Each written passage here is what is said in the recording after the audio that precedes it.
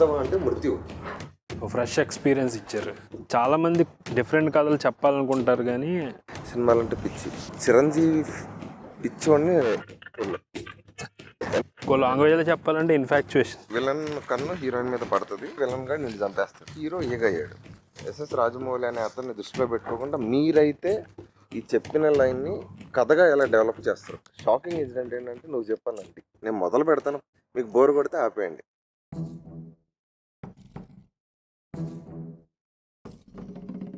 చెప్పడం మొదలు పెడితే అరగంట తిన్నారా?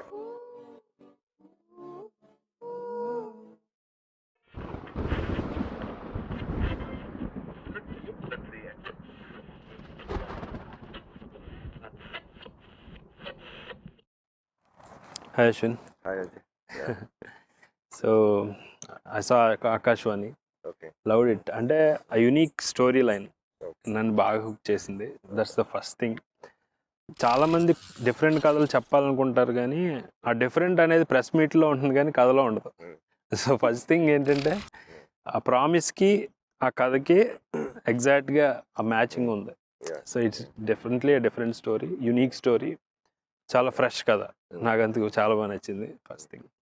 So before going in to all those things I want to discuss more about your journey. అసలు ఫ్రమ్ అన్నోన్ పర్సన్గా ఒక కడప నుంచి వచ్చిన ఒక వ్యక్తి, సో ఇండస్ట్రీలోకి అసలు ఎంట్రీ ఎలా జరిగింది?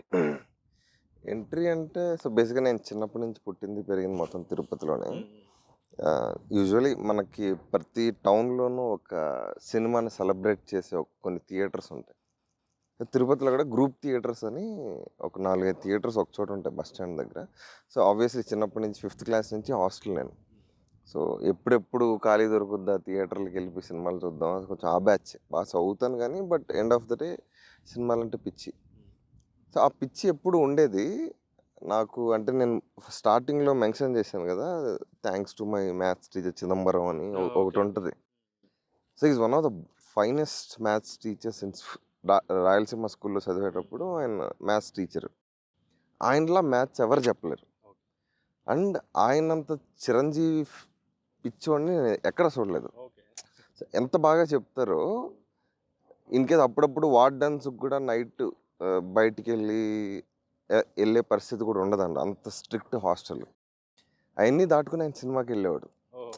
చిరంజీవి గారి సినిమా రిలీజ్ అయితే ఒక మినిమం 20-30 సార్లు చూడాల్సిందే. అంత పిచ్చి ఉండి ఇంత బాగా మ్యాథ్స్ చెప్తున్నాడు. నాకు అక్కడ ఫస్ట్ అంటే సినిమా చూడటం అనేది నెక్స్ట్ స్టెప్ ఏదో ఉంది.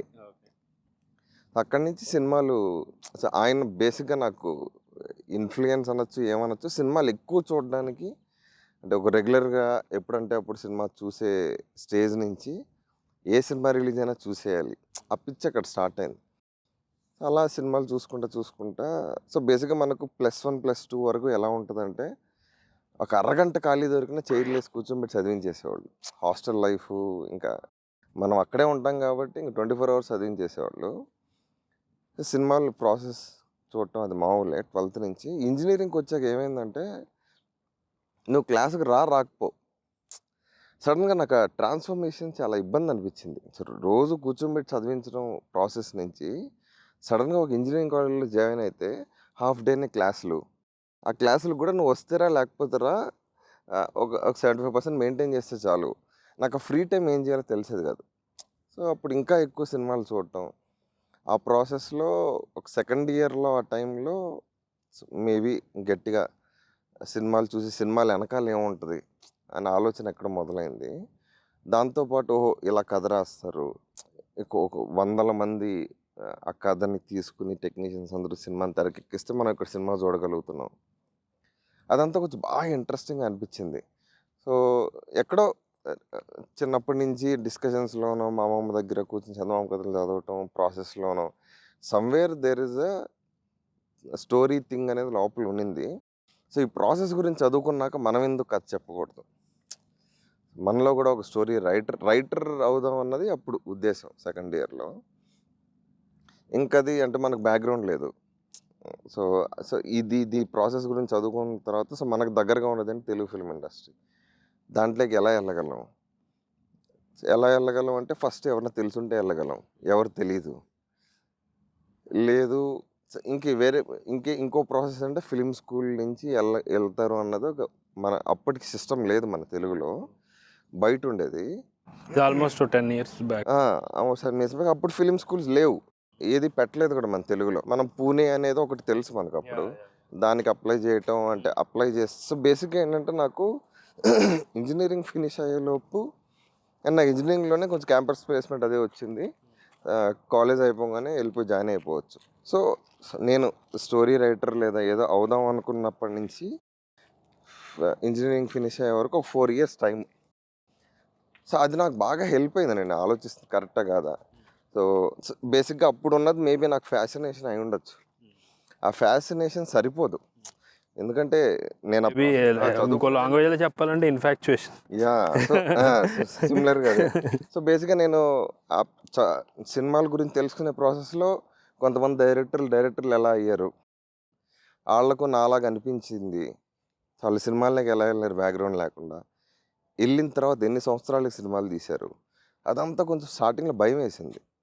సో సినిమాలు తీయడం అనే ఫ్యాసినేషన్, థియేటర్లో కూర్చుని క్లాప్స్ అదే కాదు, చాలా స్ట్రగుల్ ఉంటుంది, దానికి చాలా మెంటల్ స్ట్రెంగ్త్ కావాలి, ఫైనాన్షియల్ స్ట్రెంగ్త్ కావాలి, అది లేదు first of all. So financial strength గురించి ఆలోచించుకుని వెళ్ళాలంటే చాలా ప్యాషన్ కావాలి. అది నాకు ఉందా లేదా నా 4 years చెక్ చేసుకునే ప్రాసెస్లో ఫిక్స్ అయిపోయాను, నాకు ఎవడూ లేడు, ఫిలిం స్కూల్లో జాయిన్ అయ్యి ఆర్ మేబీ ఎవరినో పట్టుకుని అలానే వెళ్ళాలి. నాకు ఎప్పుడు వదిలేసి వెళ్ళిపోవాలనిపించింది అంటే క్యాంపస్లో సెలెక్ట్ అయ్యాను, ఇంజనీరింగ్ అయిన తర్వాత వెంటనే బెంగళూరుకి వెళ్ళి జాబ్లో కూర్చుని ఒక 2 months నాకు అర్థమైపోయింది ఛాన్సే లేదు. సో 2 months అంటే 2 monthsలోనే చేయలేను, లైఫ్ లాంగ్ అలా కూర్చొని ఎలా చేయగలను, పీకేస్తూ ఉంది. సో ఆ ప్రాసెస్లో ఏముంది, వెంటనే డిలే చేయకూడదు అని చెప్పి వెతుకుతుంటే అప్పుడే రామానాయుడు ఫిలిం స్కూల్ అని పెట్టారు. అంటే నేను దాని గురించి తెలుసుకునే లోపే ఫస్ట్ బ్యాచ్ స్టార్ట్ అయిపోయింది. సో ఇంకా నెక్స్ట్ దాని గురించి తెలుసుకుంటే నెక్స్ట్ ఇయర్ నెక్స్ట్ బ్యాచ్కి అప్లై చేసుకోవచ్చు అని ఉంది. సో ఎలాగోలా 1 year కష్టపడి అక్కడే కూర్చొని చదివి ఇక ఫిలిం స్కూల్లో అప్లై చేయాలంటే ఏం చేయాలి, ఆ ప్రాసెస్ అంతా కనుక్కున్నాను.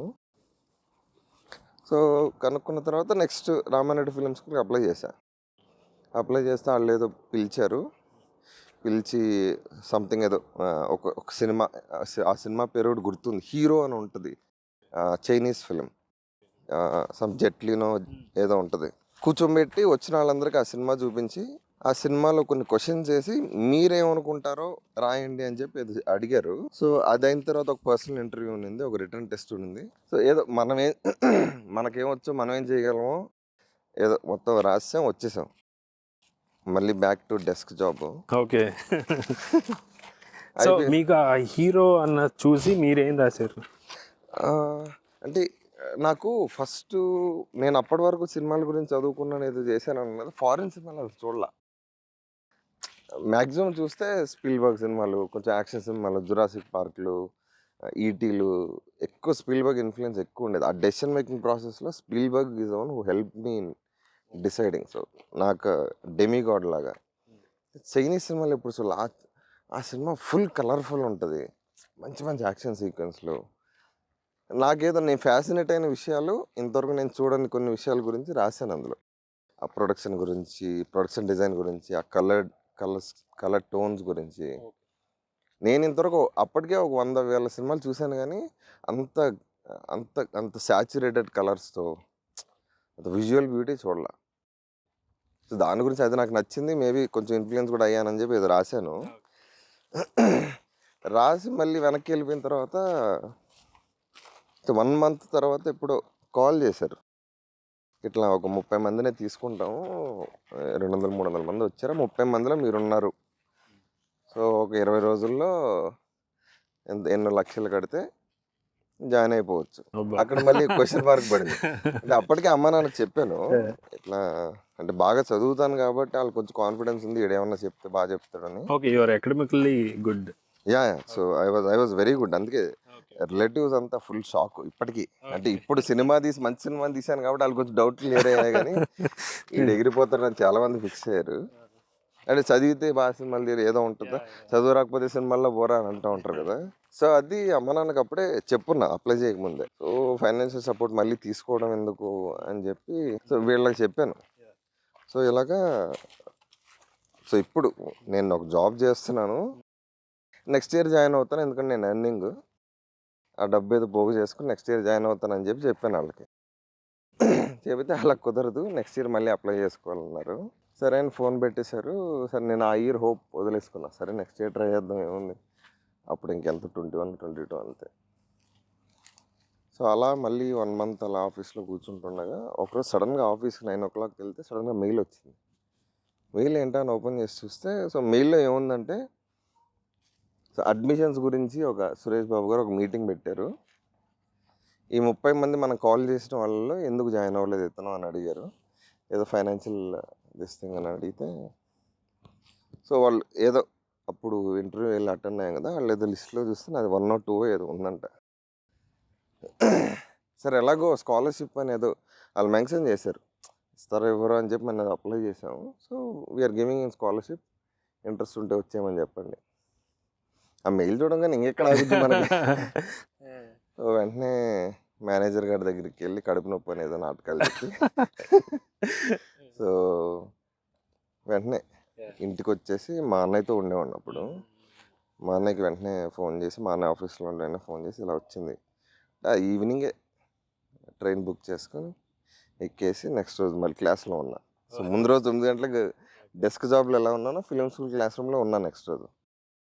అక్కడి నుంచి సరే అప్పటికే డిసైడెడ్. సో నేను వెళ్తే అంటే చాలామంది స్టోరీస్ చదివాను కాబట్టి తెలుగులో కావచ్చు ఎక్కడైనా ఎలా డైరెక్టర్లు అయ్యారని, ఒకసారి వెళ్తే వెనక్కి వచ్చేది లేదు. ఆ డెసిషన్ తీసేసుకున్నాకే నేను ఫిలిం స్కూల్కి అప్లై చేశాను. అదొక 10 years పట్టచ్చు, ఇప్పుడు 10 years పట్టింది, మేబీ 20 years కూడా పట్టచ్చు అన్న మెంటల్గా నేను అప్పుడే ఫిక్స్ అయిపోయా, తీయాలి ఎప్పుడో ఒకసారి సినిమా. సో అలాగే ఆ రోజు క్లాస్లో కూర్చున్నా. అంటే చాలామంది ఏమనుకున్నారంటే ఇక్కడ ఒక 1 year 2 years, మా అమ్మ నాన్న కూడా అనుకుని ఉండదు 1 year 2 years ట్రై చేసి వచ్చేస్తాడు అని. సో ఇంకంతే ఫిలిం స్కూల్ ఫినిష్ అవ్వకముందే మేబీ వెళ్ళిపోయి ఉండేవాడినేమో, బట్ ఆల్టర్నేట్ పాసిబిలిటీస్ కానీ ఆలోచించుకొని పక్కన పెడితే 1.5 year film school. So second semester 1 year అయిపోగానే రాజమౌళి గారు ఈగా అండ్ వీళ్ళిద్దరి మధ్య డిస్కషన్స్ జరిగాయి అనమాట. రాజమౌళి గారు అండ్ సురేష్ బాబు గారు. Suresh Babu one of the producers కదా. వాళ్ళిద్దరూ డిస్కస్ చేస్తుంటే ఏదో ఈ wanted some writers for this film, కొత్తగా నా ఫిలిం స్కూల్ ఉంది వీళ్ళు ట్రై చేయనేది అన్నారంట. అంటే then he came to film school. Film school ఉన్న స్టూడెంట్స్ అందరినీ కూర్చోబెట్టి సో ఈగ లైనే ఆయన ఏం చెప్పారంటే మాకు ఫస్ట్ అందరినీ స్టూడెంట్స్ అందరిని కూర్చోబెట్టి హీరో హీరోయిన్ ఇద్దరు, వాళ్ళిద్దరు లవ్ చేసుకుంటారు. విలన్ కన్ను హీరోయిన్ మీద పడుతుంది, హీరో కూడా లవ్ చేస్తున్నాడు అని చెప్పి విలన్ గారు నిన్ను చంపేస్తాడు. హీరో ఏగయ్యాడు, వాటి మీద రెవెన్యూ తీర్చుకున్నాడు. ఇలా 2 నిమిషాల్లో లైన్ చెప్పి నాకు ఒక కథ రాయండి, నన్ను దృష్టిలో పెట్టుకోవద్దు. సో వెనకాల ఏవో మగధీరలు ఉన్నాయి, ఏమో ఉన్నాయి, ఎస్ఎస్ రాజమౌళి అనే అతన్ని దృష్టిలో పెట్టుకోకుండా మీరైతే ఈ చెప్పిన లైన్ని కథగా ఎలా డెవలప్ చేస్తారు, గంట అరగంట వాట్ ఎవర్, ఒక కథ రాయాలి. 4 క్యారెక్టర్లు ఉన్నాయి, వాళ్ళ మధ్య కన్ఫ్లిక్ట్స్ ఉన్నాయి, ఎండ్ కూడా ఉంది. చిన్న కథగా ఎలా రాస్తారని చెప్పి 1 week తర్వాత వస్తాను, అందరిది వింటాను, ఎవరితో నచ్చితేనే తీసుకుంటానని గ్యారంటీ లేదు, ఇన్ కేస్ నాకు ఇంప్రెసివ్గా అనిపిస్తే నేను డెఫినెట్గా తీసుకుంటాను అని చెప్పి వెళ్ళిపోయారు. అప్పటి వరకు క్యారెక్టర్లు, హీరో ఇంట్రొడక్షన్ డైలాగులు, షార్ట్లు స్క్రిబుల్ ప్యాడ్లో రాసుకుంటుండేవాళ్ళం. అవన్నీ కలిపి ఒక కథగా ఎలా అప్పటి వరకు ఒక ఫుల్ ఫ్లెడ్జ్డ్ కథ రాయలేదు నేను. సో ఇదేదో డెస్టినీ లాగే ఉంది, ఆపర్చునిటీ వచ్చింది. సో ఆయన చెప్పాడు కదా లైన్లు, అలాంటి లైన్లే రాసుకునే స్టేజ్లోనే ఉన్నాను నేను యాజ్ అ రైటర్. ఈ డాట్స్ అన్ని ఎలా కనెక్ట్ చేయాలో తెలియదు, ఆ డాట్స్ అని ఎలా కనెక్ట్ చేయాలి, ఆ డ్రామా ఎలా బిల్డ్ చేయాలి, ఆ స్టార్టింగ్ నుంచి ఇంకా 1 week. సో బేసిక్గా అక్కడ మళ్ళీ ఎగ్జామ్లు రాసే మైండ్ సెట్, 1 week టైం ఇచ్చారు కదా, 6 days ఏమీ రాయలే, అంటే ఏదో ఆలోచించుకుంటా ఉన్నా కానీ ఏమీ రాయట్లేదు. రేపు వస్తున్నాడు ఆయన. సో మనం ఏమనుకుంటాం పెద్ద డైరెక్టర్, వారం అంటే ఒక 2 వారాలు ఆయన బిజీ లేదా ఉంటారా, టక్మని చెప్పిన టైంకి నెక్స్ట్ రేపు వచ్చేస్తున్నాడు అని చెప్పి మాకు ఇన్ఫర్మేషన్ వచ్చింది. ఇంకప్పుడు ముందు రోజు కూర్చుని ముందు ఆలోచించుకున్నవన్నీ ముందర పెట్టి ఏదో రాసా. ఆయన మైండ్లో పెట్టుకోకుండా నేనైతే ఎలా రాస్తాను ఫుల్ రాశాను. ఒక అరగంట గంట ఏదో చెప్పడం. నరేషన్ కూడా నాకు అలవాట్లేదు ఎవరికి కథ చెప్పడం కూడా. అది ఒక పెద్ద డైరెక్టర్ ముందర కూర్చొని చెప్పాలి. ఆ ప్రెజర్స్ అన్నీ దాటుకుని ఏదో ఒక మెంటల్గా ఏదో ఫిక్స్ అయ్యి నెక్స్ట్ అందరం క్లాస్లో కూర్చున్నాం. అక్కడ ఇంకో ఫన్నీ ఇన్సిడెంట్ ఏంటంటే, సర్లే ఎవరినో అడుగుతాడు, వాళ్ళు ఎలా చెప్తారో చూసి మనం ఏదో కవరింగ్లు చెప్పుకొని లాస్ట్లో చెబుదాము ఎలా చెప్తారో, ఆయన ఎలా రియాక్ట్ అవుతున్నాడు, ఇవన్నీ మనం కొంచెం స్టడీ చేసి మనం ఏదో చిన్న కలరింగ్ ఏదో ఇచ్చి పులిహోరలో ఏదో కలుపుదాం ఉద్దేశంలో ఉన్నా. అప్పుడు మా డీన్ కూర్చుని ఉన్నాడు, రాజమౌళి గారు వచ్చి కూర్చున్నారు. ఓ 10 మంది 20 మంది ఉన్నారు. ఉంటే టక్మని నాకు షాకింగ్ ఇన్సిడెంట్ ఏంటంటే, నువ్వు చెప్పాను డీన్ ఫస్ట్. నేను ఒకసారి అంటే అప్పుడు మీరు ఫస్ట్ ఫ్రంట్ బెంచ్లో ఉన్నారా లేదా? ఫ్రంట్ బెంచ్లోనే ఓకే కూర్చున్నా. ఓకే. కూర్చున్నా అంటే నా టైం బాగా ఫ్రంట్ బెంచ్లోనే కూర్చున్నా. అంటే ఇప్పుడు బాగుందని అనుకోవాలి. ఫ్రంట్ బెంచ్లో కూర్చుంటే చాలా మంది చెప్తారు కదా, అంటే వాళ్ళు ఎలా చెప్తున్నారు, ఈయన ఎలా రియాక్ట్ అవుతున్నాడు దాన్ని బట్టి. ప్లస్ ఇంకోటి ఏంటంటే నేను ఒక అరగంట మినిమం ప్రిపేర్ అయ్యా. ఓకే. సో డీన్ వచ్చి సార్ టైం లేదు, చాలా మంది వినాలి, ఒక 10 నిమిషాల్లో చెప్పండి అన్నాడు. ఇప్పుడంటే అలవాటు ఉందని, కానీ ఒక 2 గంటలు నరేషన్ రాసేదాన్ని 5 నిమిషాల్లో చెప్పండి చెప్పేస్తాం ఇప్పుడు. అప్పుడు ఫస్ట్ టైం కదా, ఒక అరగంట ప్రిపేర్ అయ్యి దీన్ని ఏది తీయాలి, ఏది లేపాలి, ఎలా చెప్పాలి 5 నిమిషాల్లో, ఆ టెన్షన్ ఒకటి. ఆ టెన్షన్తో పాటు ఫస్ట్ నువ్వే చెప్పు అన్నాడు. నాకు అన్ని కన్ఫ్యూజన్స్ పెట్టుకోవడం ఇష్టం లేక, చెప్పాలి అందరి ముందు చెప్పేశాడు ఫస్ట్ నువ్వు చెప్పని. నాకు ఇష్టం లేక నేను సార్తో, ఎదురుగా రాజమౌళి గారు ఉన్నారు, సార్తో సార్ నేను ఒకటి అనుకున్నాను, 10 నిమిషాలే చెప్పమని చెప్పారు, బట్ నేను మొదలు పెడతాను 10 నిమిషాలని లేకుండా మీకు బోర్ కొడితే ఆపేయండి అని చెప్పి నేను మొదలు పెట్టాను. ఏదో చెప్పడం అన్నీ మర్చిపోయి చెప్పడం మొదలు పెడితే అరగంట విన్నారు ఆయన. సో హాఫ్ అన్ అవర్ విన్నారు, అయిపోయింది. ఏం చెప్పారు అప్పుడు? అంటే వాట్ హుక్డ్ హిమ్ అని. అంటే సో బేసిక్గా వాట్ హుక్డ్ హిమ్ అంటే మామూలుగా ఒక కథ ఏదో రాశాను, ఆయన చెప్పిన ఇన్సిడెంట్లు కన్ఫ్లిక్ట్ క్యారెక్టర్లు పెట్టుకొని. నాకు తర్వాత తెలిసిన విషయం అంటే the major point he was looking at was, ఇప్పుడు హీరో చనిపోయాడు, ఈగగా మారి హీరో చనిపోతే వెంటనే విలన్ వచ్చి ఈ హీరోయిన్ మీద పడతాడు, డేంజర్లో ఉంది. ఈ ట్రాన్స్ఫర్మేషన్ ఎంత బాగా రాయగలరు అని చెప్పి నేను జస్ట్ చనిపోయాడు ఎక్కేసాడు ఈగలోకి అన్నట్టు ఆ ట్రాన్స్ఫర్మేషన్ నచ్చింది అని నాకు తర్వాత తెలిసింది. Okay okay okay. అంటే ఫర్ ఎగ్జాంపుల్ చాలామంది ఏం చెప్పారంటే డిఫరెంట్ వర్షన్. ఫర్ ఎగ్జాంపుల్ ఏం చెప్పారంటే, నాని చనిపోయాడు, హీరో చనిపోయాడు, యమలోకంకి వెళ్ళాడు, అక్కడ ఎముడితో ఏదో గొడవ, నేను వెళ్ళాలి హీరోయిన్ దగ్గరికి అంటే ఆడాడు, మళ్ళీ కింద పంపించాడు. చాలా స్క్రీన్ టైం కదా. నేను అవేమీ లేకుండా సింపుల్గా చిన్న డ్రామాటిక్గా ఏదో చెప్పాను, ఏం చెప్పానో గుర్తులేదు, బట్ అది చెప్పాను. ఆ పార్ట్ నచ్చిందని నాకు తర్వాత చెప్పారు. ఏదో చెప్పాను సెటప్ అంతా. దెన్ ఒక 1 మంత్ తర్వాత, 1 మంత్ కూడా కాదు, జస్ట్ 1 వీక్ 10 డేస్ తర్వాత పలానా ఇతంది నచ్చింది తీసుకుంటానని చెప్పి స్టోరీ డిస్కషన్స్ నెక్స్ట్ అఫీషియల్గా. So that's how it all started. ఇంకా ఫిలిం స్కూల్ సర్టిఫికేట్ కూడా లేదు, ఎందుకంటే లాస్ట్ సెమిస్టర్ చేయలేదు నేను. అక్కడ షార్ట్ ఫిల్మ్ ఏదైనా చేద్దామనే ఉద్దేశంతో లాస్ట్ సెమిస్టర్ చేయాలి అందరూ. సో ఆ అవకాశం కూడా లేకపోయింది. అట్లా లాస్ట్ సెమిస్టర్ చేద్దాం అనుకున్నాను, అది అప్పుడు చేద్దాం అనుకున్నాను, లాస్ట్ సెమిస్టర్లో చేయలేదు. తర్వాత మళ్ళీ మొదలు పెట్టిన సగంలోనే ఆగిపోయింది, అది వేరే విషయం. సో అలాగే సో మిగతా అన్ని సగంలో వదిలేస్తున్నారు ఈ సినిమాని పూర్తిగా కాంకర్ చేయడానికా? సో బేసిక్గా ఇది కూడా అలాంటి ఇబ్బందులు ఏదో పడింది, బట్ లాగేసి బయటేసి.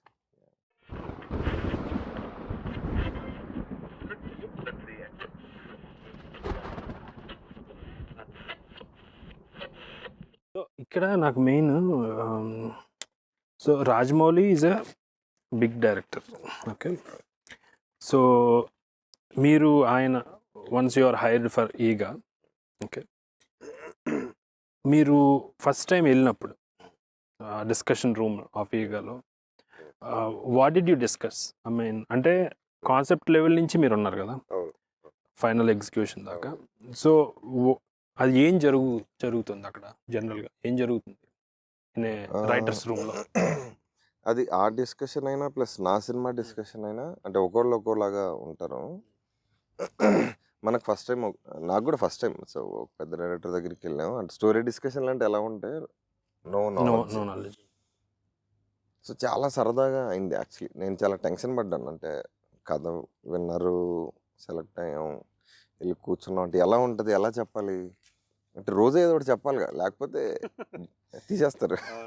ఎండ్ ఆఫ్ ద డే ఎంతమంది ఉండేవారు రూమ్లో, రైటర్స్ రూమ్లో? సార్ అప్పుడప్పుడు సురేష్ బాబు గారు వచ్చేవాళ్ళు, ప్లస్ నాతో పాటు ఇంకో 2 ఫిల్మ్ స్కూల్ వాళ్ళని పిలిచారు. నలుగురం బేసిక్గా. ఒక స్టేజ్ తర్వాత సార్ తాలూకు రైటర్స్ ఎవరో జాయిన్ అయ్యారు. బట్ 4-5 months మాత్రం మేము నలుగురమే. సార్ ఖాళీ ఉన్నప్పుడు మోస్ట్లీ రోజు ఆల్టర్నేట్ డేస్. సో అంటే ఆ రోజుకి ఒక డెలివరీ లాగా ఒక ఇన్పుట్ ఇచ్చి ఈ సీన్ ఎలాబరేట్ చేయండి అని అలా ఉండేదా అసలు? అంటే what is that process? Sir dead lines ఇచ్చేవాళ్ళు. అంటే ఫస్ట్ కూర్చున్న రోజు అంటే సార్ ప్రాసెస్ ఏంటంటే కథ గురించి మాట్లాడరు. సో ఒక హెల్దీ అట్మాస్ఫియర్ క్రియేట్ చేస్తారు. So to open up, plus మనం కొత్త వాళ్ళం, హీ అండర్స్టాండ్స్ పీపుల్. సో అలాగా ఫస్ట్ రోజు getting to know each other atmosphere create చేసి నెక్స్ట్ డే నుంచి మేబీ హీరోయిన్ ఎలా కలిసారు, వాళ్ళ విషయం ఏంటి, ఓకే ఆ మీట్ క్యూట్ ఆ కెమిస్ట్రీ ఏంటి, అది డిస్కస్ చేసుకున్న తర్వాత నెక్స్ట్ ఏంటి. సో అంటే ఇప్పుడు అది చెప్పారు. ఇప్పుడు మీ నలుగురు రైటర్స్లో మీరు ఒక్కొక్క వెర్షన్ మీరు ఇస్తారా? అంటే ఎలాగా అంతే ఆ కదా. వెర్షన్లో ఆయనకి నచ్చింది తీసుకోవటం? సో బేసిక్గా మనకు ముందు రోజు హీరోయిన్ కూడా డిస్కస్ చేద్దాం.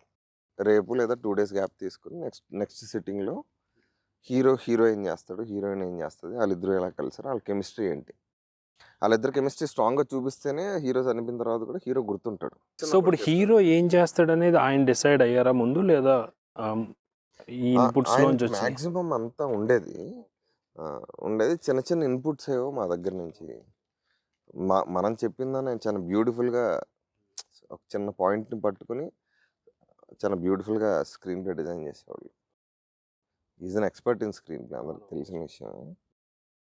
సో బేసిక్గా ఏం లేదు, ఎవడు అనుకున్నది వాళ్ళు త్రో చేస్తుంటాం, ఆయన దాన్ని పట్టుకుని ఈ డిజైన్స్ ఇస్ ఓన్ దిస్. అలా ఉండేది రోజు. డెడ్ లైన్స్ పెట్టుకుని మ్యాక్సిమం అలానే ఉండేది. Deadlines are tight deadlines? అలా ఏం లేదు అంటే చాలా రోజులు గుర్తులేదు, బట్ ఆ ప్రాసెస్లోనే వెళ్ళేవాళ్ళు ఆయన. ఇప్పుడు నేను కథ ఆకాశవాణికి కూర్చున్నప్పుడు కూడా అదే బేసిక్గా. దొర ట్రాక్ డిస్కస్ చేద్దాం రేపు, ఆ ట్రాక్ స్టెప్ బై స్టెప్ వెళ్తేనే everything falls into the place. So అంటే మీకు డిస్కషన్స్ అయినాయి, స్టోరీ ఒక ఫైనల్ డ్రాఫ్ట్ అవ్వడానికి ఎన్ని డేస్ పట్టింది? ఒక సపోజ్ ఏగా అనుకుంటా I think 6 months. 6 months. Okay. ఆ కూర్చున్నప్పటి నుంచి అంటే మధ్యలో ప్రీ ప్రొడక్షన్ కూడా స్టార్ట్ అయిపోయింది. సో ఓవరాల్గా ఒక 6 months డైలాగ్ వర్షన్. నాకు కూడా ఆకాశవాణి కూడా 8 months పట్టింది. 8 months పట్టింది. నేను ఫిల్మ్ స్కూల్లో ఉన్నప్పుడే ఈ లైన్ రాశాను. ఇంటర్వెల్ వరకు ఉండింది నా దగ్గర. సినిమా తీద్దాం అనుకున్నప్పుడు డెసిషన్ తీసుకున్న టైంకి నాకు ఇంటర్వెల్ వరకు ఉండింది. సో దాన్ని డెవలప్ చేసి ప్రీ ప్రొడక్షన్ కూడా ప్యారలల్గా జరుగుతుంది. బట్ డైలాగ్ వర్షన్ రావడానికి నాకు 8 months పట్టింది.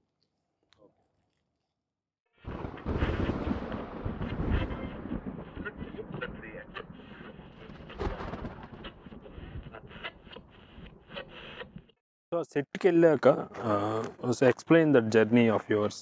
First time on set with Rajamouli, అసలు మీరేదో రాసుకున్నది అది ఎగ్జిక్యూట్ అవుతున్నప్పుడు ఆ process what are your key learnings? అంటే ఫ్రమ్ ద స్క్రాచ్ అంటే మనకి అంటే ఒక రైటింగ్ ప్రాసెస్లో ఇన్వాల్వ్ అయ్యాం. బట్ ఇది ఎలా తీసుకెళ్తారన్నది నో నాలెడ్జ్. అంటే ఫిలిం స్కూల్లో కూర్చుని ఏదో చెప్తారు, ఆర్ట్ అంటే ఇదంటే ఇది కంప్లీట్ బ్లాంక్ ఉంటుంది. మనం అక్కడ నేర్చుకున్నది మేబీ అక్కడక్కడ సబ్కాన్షియస్ లెవెల్లో అప్లై అవుతూ ఉంటుంది. బట్ అంటే ఒక రైటింగ్ ప్రాసెస్ అంతా అయిపోయాక ఏడీగా జాయిన్ అయిపోయాను. అంటే ఒక్కొక్కళ్ళకి ఒక్కో డిపార్ట్మెంట్ ఇస్తారు కదా assistant. I was involved in to art department. Okay. So so ఇంకా ఆర్ట్ డిపార్ట్మెంట్ త్రూనే చూసుకుంటూ కూడా అన్నీ అబ్జర్వ్ చేసేవాడిని. సో బేసిక్గా నా రాజమౌళి గారు ఒక 7 ఇయర్స్ పనిచేస్తే నా ఎవ్రీడే ప్రాసెస్ ఏంటంటే నాకు ఇంటర్నల్గా యాజ్ అన్ ఏడి ఇప్పుడు నేనేంటి, నేను రాసుకున్న కథని నేను ఎగ్జిక్యూట్ చేయాలి. ఎగ్జిక్యూట్ చేస్తే నాకంటూ ఒక ప్రాసెస్ ఉండాలి. సో ఒక డైరెక్టర్ ప్రాసెస్ని, ఆయన కథని ఆయన అనుకున్నట్టు ఎలా స్క్రీన్ మీద తీసుకెళ్తున్నాడో ఆయన ప్రాసెస్ అది. ఆ ప్రాసెస్ నేను ఫాలో అవ్వకూడదన్న క్లారిటీ నాకు ఫిలిం స్కూల్లోనే ఉండింది. అండ్ టెక్నికల్ అంటే ఎందుకు ఆయన పర్సనాలిటీ టైప్ వేరే ఉండొచ్చు. సో బేసిక్గా నాకు అంటే ముందే చాలా బుక్స్ చదివాను ఫిలిం స్కూల్లో జాయిన్ అవ్వకముందే. అందరూ నాకు క్లియర్ కట్గా బాగా అర్థమైన విషయం ఏంటంటే, ఇప్పుడు డైరెక్టర్ ఒక షార్ట్ పెడుతున్నాడు, లేదా డైరెక్టర్ ఒక క్యారెక్టర్ తాలూకు డైలాగ్ రాస్తున్నాడు, సీన్ రాస్తున్నాడు అంటే అది అతని ఇన్స్టింక్ట్స్ ఎప్పుడు కాపీ కొద్దామని కానీ ఫాలో అవుదామని ట్రై చేస్తే అది జిరాక్స్ కాపీనే అవుతుంది. సో ఇన్స్టింక్ట్స్ ఎప్పుడు ఒక ఒరిజినాలిటీ ఎప్పుడు వస్తుందంటే డైరెక్టర్కి, ఇవన్నీ ఫాలో అవర్ ఇన్స్టింక్ట్స్. ఇప్పుడు సెట్కి వెళ్తాం, ఇలా సెట్కి వచ్చాం, క్యారెక్టర్లు ఇద్దరు మాట్లాడుకుంటున్నారు, ఇక్కడ పెడదాం అంటాం కదా, అది ఇన్స్టింక్ట్. ఓకే, ముందు ఆ డైరెక్టర్ ఇలా పెట్టాడు ఇలా పెడతాం అంటే అది నీకు అనిపించాలి. అనిపించేంత క్లారిటీ వచ్చేంత వరకు నేను అందుకే అన్ని రోజులు పనిచేశాను అసిస్టెంట్ డైరెక్టర్గా.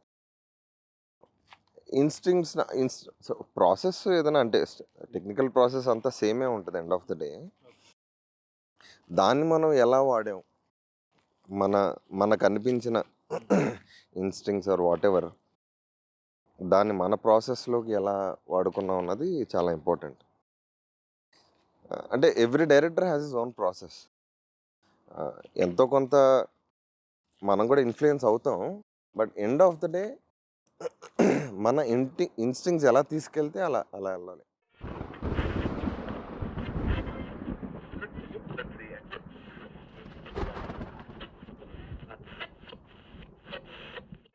సో ఒక ఏడీగా సెట్లో జనరల్గా ఏముంటాయి పనులు? రకరకాల ఏడీలు ఏం చేస్తారు అసలు?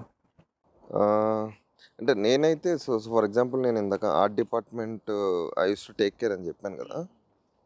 సో నా పని ఏంటంటే, so basically production designer. For example Baahubali కంటే ఒక సాబు సార్కి డైరెక్టర్కి వాళ్ళిద్దరి మధ్య బ్రిడ్జ్ లాగా అనమాట. సో బేసిక్గా ఫర్ ఎగ్జాంపుల్ స్క్రాచ్ నుంచి చెప్పాలంటే, సార్ ఏదో స్క్రీన్ ప్లేలో ఒక సీన్ రాశారు. ఆ సీన్లో ఎంతమంది క్యారెక్టర్స్ ఉన్నారు, ఇది పీరియడ్ సినిమా కాబట్టి ఆ క్యారెక్టర్స్ తాలూకు ఏమున్నాయి, హెల్మెట్ ఉందా, సో బేసిక్గా వాళ్ళకి హెల్మెట్ ఉందా, ఆర్మర్ ఉందా, వాళ్ళకి స్వర్డ్స్ ఉన్నాయా, ఆ లిస్ట్ డౌన్ చేస్తామని. సో బేసిక్గా ఆ సీన్ ఎక్కడ జరుగుతుంది, ద అట్మాస్ఫియర్ ఏంటి, కోర్ట్ యార్డా, ఒక వార్ సీనా, సో దాన్ని బట్టి I list down all the properties and దాని తాలూకు డిజైన్స్. సో బేసిక్గా మనం కృష్ణానగర్ వెళ్తే దొరకవు కదా అవన్నీ. సో బేసిక్గా it's design process.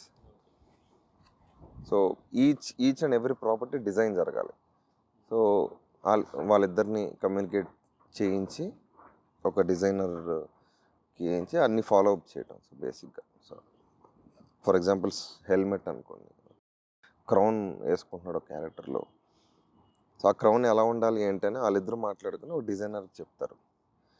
So I will make sure the process happen smoothly. ఆ డిజైనర్ డిజైన్ చేసిన తర్వాత అప్రూవల్ ఉంటుంది. అప్రూవల్ అయిపోయిన తర్వాత then it has to go into the production. ఒక క్లే ఆర్టిస్ట్ దాన్ని మౌల్డ్ చేస్తాడు. యాజ్ ఇట్ ఈజ్ ఆ బొమ్మలో ఉన్నదాన్ని మౌల్డ్ చేస్తాడు. ఆ బొమ్మలో ఉన్నదాన్ని మౌల్డ్ ఎలా చేస్తారంటే, అది ఎవరు వేసుకుంటున్నారు. సో ఫర్ ఎగ్జాంపుల్ ప్రభాస్ గారు వేసుకుంటున్నారంటే ఆయన హెడ్ మెజర్మెంట్స్ బట్టి దాన్ని హెడ్ మౌల్డ్ ఆల్రెడీ తీసుకొని ఆ హెడ్ తాలూకు మ్యానిక్యూన్ పెట్టి దాని మీద క్లే ఆర్టిస్ట్ డిజైన్ చేస్తాడు. ఆ క్లే ప్రాసెస్ అంతా అయిపోయిన తర్వాత ఒకసారి డైరెక్టర్ అప్రూవ్ చేయాలి before it goes in to the, for example దాన్ని ఫైనల్ ప్రోడక్ట్కి వెళ్ళడానికి ఆ క్లేలో ఏమైనా కరెక్షన్స్ చేయాలనుకుంటే చేసేసుకోవచ్చు. సో డైరెక్టర్ వచ్చి ఆ క్లే అంతా ఓకే ఉందా లేదా కరెక్షన్స్ చెప్పాడు, కరెక్షన్స్ అయిపోతే కరెక్షన్స్ మళ్ళీ కరెక్ట్గా వచ్చాయా లేదా. సో ఫైనల్ ఆ క్లే ప్రోడక్ట్ అయిపోయిన తర్వాత it directly goes in to the production. రకరకాల మెటీరియల్స్ వచ్చేసి ఆ ఫైనల్ శాంపుల్ రెడీ అయిన తర్వాత మళ్ళీ ప్రభాస్ గారికి పెట్టి చూడాలి కరెక్ట్గా ఫిట్టింగ్ ఉందా. సో ఆయన ఫైట్ చేస్తుంటారు, సో కంఫర్టబుల్ ఉందా, అది ఫిట్ అవుతుందా, ఇదన్నీ నేను సెట్కి వెళ్ళక ముందే అవన్నీ చేసేసుకోవాలి. అలాగే నెక్స్ట్ ఫైట్ సీక్వెన్స్ ఏదైనా ఉంటే అదొక 4-5 ఉండాలి. కత్తులు కానీ, స్వర్డ్స్ కానీ, హెల్మెట్స్ కానీ. ఎందుకంటే అప్పుడప్పుడు ఇరిగిపోతుంటాయి, మన వెంటనే రీప్లేస్ చేసుకోవడానికి. ఇలాగా ఒక క్యారెక్టర్ది చెప్తున్నా. చాలాగా 100 క్యారెక్టర్స్ ఉంటాయి, రకరకాల రాజ్యాలు ఉంటాయి, ప్రతి రాజ్యానికి డిఫరెంట్ డిజైన్స్, ప్లస్ క్యారెక్టర్స్ తాలూకే కాకుండా అట్మాస్ఫియర్ ఉంటుంది, సెట్స్ ఉంటాయి. So everything it goes through this process. It's heavy, too much of work. But అందులో నలిగాం కాబట్టి కొంచెం ఇలాంటి సినిమా ఫస్ట్ సినిమాతోనే ఇంత రిస్క్ అనిపించలేదు నాకు. బట్ ఇలాంటి సినిమా మెంటల్గా స్ట్రాంగ్ అవ్వడానికి వన్ ఆఫ్ ద రీజన్స్. బాగుంది ఆథెంటిక్నెస్, పాడేరులో వాట్ ఎవర్. నాకు డీటెయిల్స్ ఇష్టం. సో డీటెయిల్స్ పిచ్చి బాగా. స్క్రిప్ట్లో కానీ, క్యారెక్టర్ తాలూకు కానీ, ఆర్ట్ డిపార్ట్మెంట్ కానీ.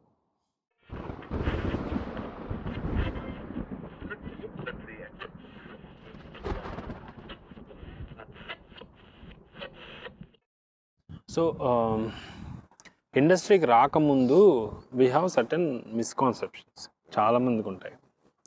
ఇండస్ట్రీకి వచ్చాక చాలా మిస్కాన్సెప్షన్స్ అలా చెదిరిపోతాయి. ఓకే, అలాగా మీకు చెదిరిపోయిన కొన్ని మిస్కాన్సెప్షన్స్, అపోహలు about industry. It can be ఏదైనా డిపార్ట్మెంట్ వైజ్ అనే కాదు, జనరల్గా ఒకటి ఏంటంటే, ఇక్కడ ఇండస్ట్రీకి రాకముందు వెళ్తే చెడిపోతావు, మందుకు అలవాటు పడిపోద్ది, అమ్మాయిలకి అలవాటు పడిపోతావు, అదేం ఉండదు ఇక్కడ. There is nothing like that. నువ్వు ఆల్రెడీ అలాంటి మనిషి అయితే ఇంకేం చేయలేడు. You came for that. నువ్వు దానికోసం ఇండస్ట్రీకి వచ్చావంటే ఆబ్వియస్లీ చెడిపోతావు.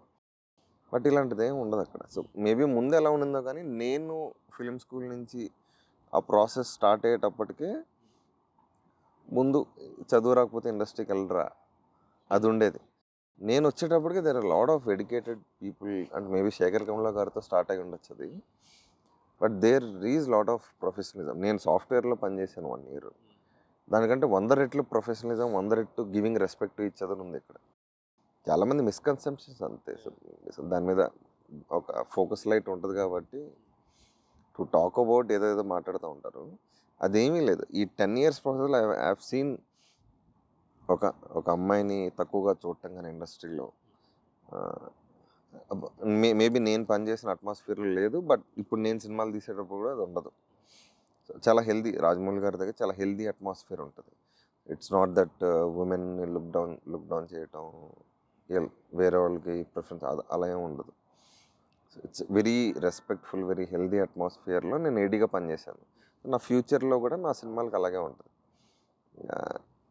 మందుకు అలవాటు పడు ఇవన్నీ ఐ డోంట్ థింక్ సో. చాలా మంది అంటూ ఉంటారు, మందు అలవాటు ఉంటేనే నీకు నెట్వర్క్ పెరుగుతుంది, లేదంటే అంటూ ఉంటారు. అంటే ఇప్పుడు ఫర్ ఎగ్జాంపుల్ ఏంటి, ఇప్పుడు పార్టీలు జరుగుతుంటాయి, మనల్ని పార్టీలు పిలుస్తారు, మనం తాగకపోయినా నెట్వర్క్ పెరుగుతుంది అక్కడ. నీకు తాగాలనిపిస్తే తాగుతావు అంతే. అది. సో అదే నాకు మిస్కన్సెప్షన్ చాలా ఉన్నాయి. తొక్కేస్తారు, ఫస్ట్ అది అమ్మాయిలు మందు పక్కన పెడితే తొక్కేస్తారు. నీ కాస్ట్ అంటే, నా కాస్ట్ గురించి నాకు పెద్ద పట్టింపు లేదు, ముందు లేదు ఇప్పుడు లేదు. నీ కాస్ట్ వేరే కాస్ట్ కాబట్టి నేను రానివ్వరు. I have seen nothing in this 10-12 yearsలో. ఏమేమైతే మిస్కన్సెప్షన్స్ బయట చేసుకుంటారో అలాంటిది ఏమీ లేదు ఇక్కడ. Nothing else. నువ్వు కష్టపడి హానెస్ట్గా ఉంటాయి, మధ్యలో అడ్డుకునే వాళ్ళు ఉంటాయి. వాళ్ళ సెల్ఫిష్నెస్ కోసం, సెల్ఫిష్నెస్ ఉంటుంది ఇక్కడ మెయిన్, ఉండాలి కూడా. నన్ను అడిగితే నీ సినిమా తీసేటప్పుడు you have to be selfish about your film. అది నువ్వు ఎంత స్ట్రాంగ్గా ఉన్నదాన్ని బట్టి నీ వర్క్ ఉంటుంది. అవి ఉంటాయి, బయట ఉంటుంది, ఇక్కడ ఉంటుంది. సో ఎందుకంటే నీ సినిమా కదా, నువ్వు అనుకున్న సినిమా, నువ్వు తీయాలనుకుంటున్న సినిమా. నువ్వు అక్కడ సెల్ఫిష్ లేకపోతే అది వేరే వాళ్ళ సినిమాలాగా ఉంటుంది అది. సో కాస్టు, రీజను ఏమీ లేదు. I have seen nothing. Talent based completely ఉంటాయి మిగతావి. దానికి నువ్వు మోరల్గా, మెంటల్గా స్ట్రాంగ్గా ఉండాలి. ఆ స్ట్రాంగ్గా ఉండి నీ సినిమా ఎవడు పట్టించుకోడు. నువ్వు తీసుకున్న సినిమా నువ్వే బయట వేసుకోవాలి, ఎవడు పట్టించుకోడు. You have to be selfish about it.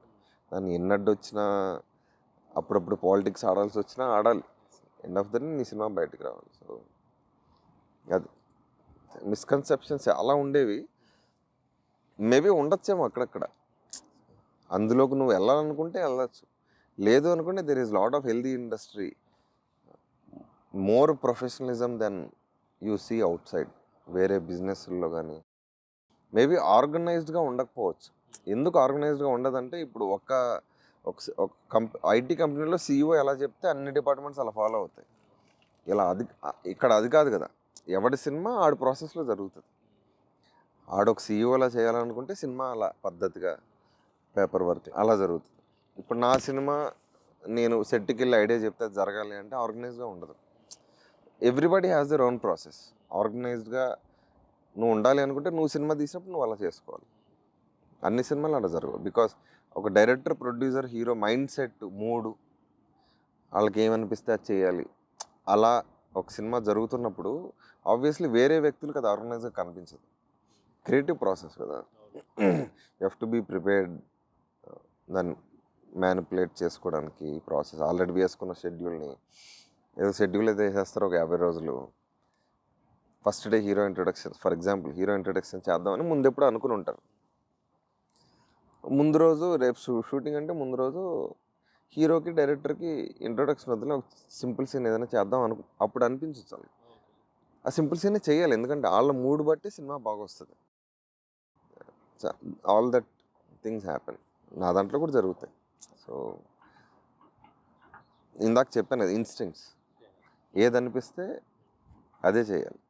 అది చేసినప్పుడే. సో ఫర్ ఎగ్జాంపుల్ నాకు రేపు ఇంటర్వెల్ సీన్ చేయాలనిపించింది అనుకోండి, ఎవడో వచ్చి లేదు చేయకూడదు ఫస్ట్ సీన్ చేద్దామంటే రేపు నేను అనుకునే ఇంటర్వెల్ సీన్ తీస్తే వచ్చే అవుట్పుట్ వేరే ఉంటుంది. Because it's all about enthusiasm. దాన్ని బట్టి it's all depends on mood of the people who are making the film.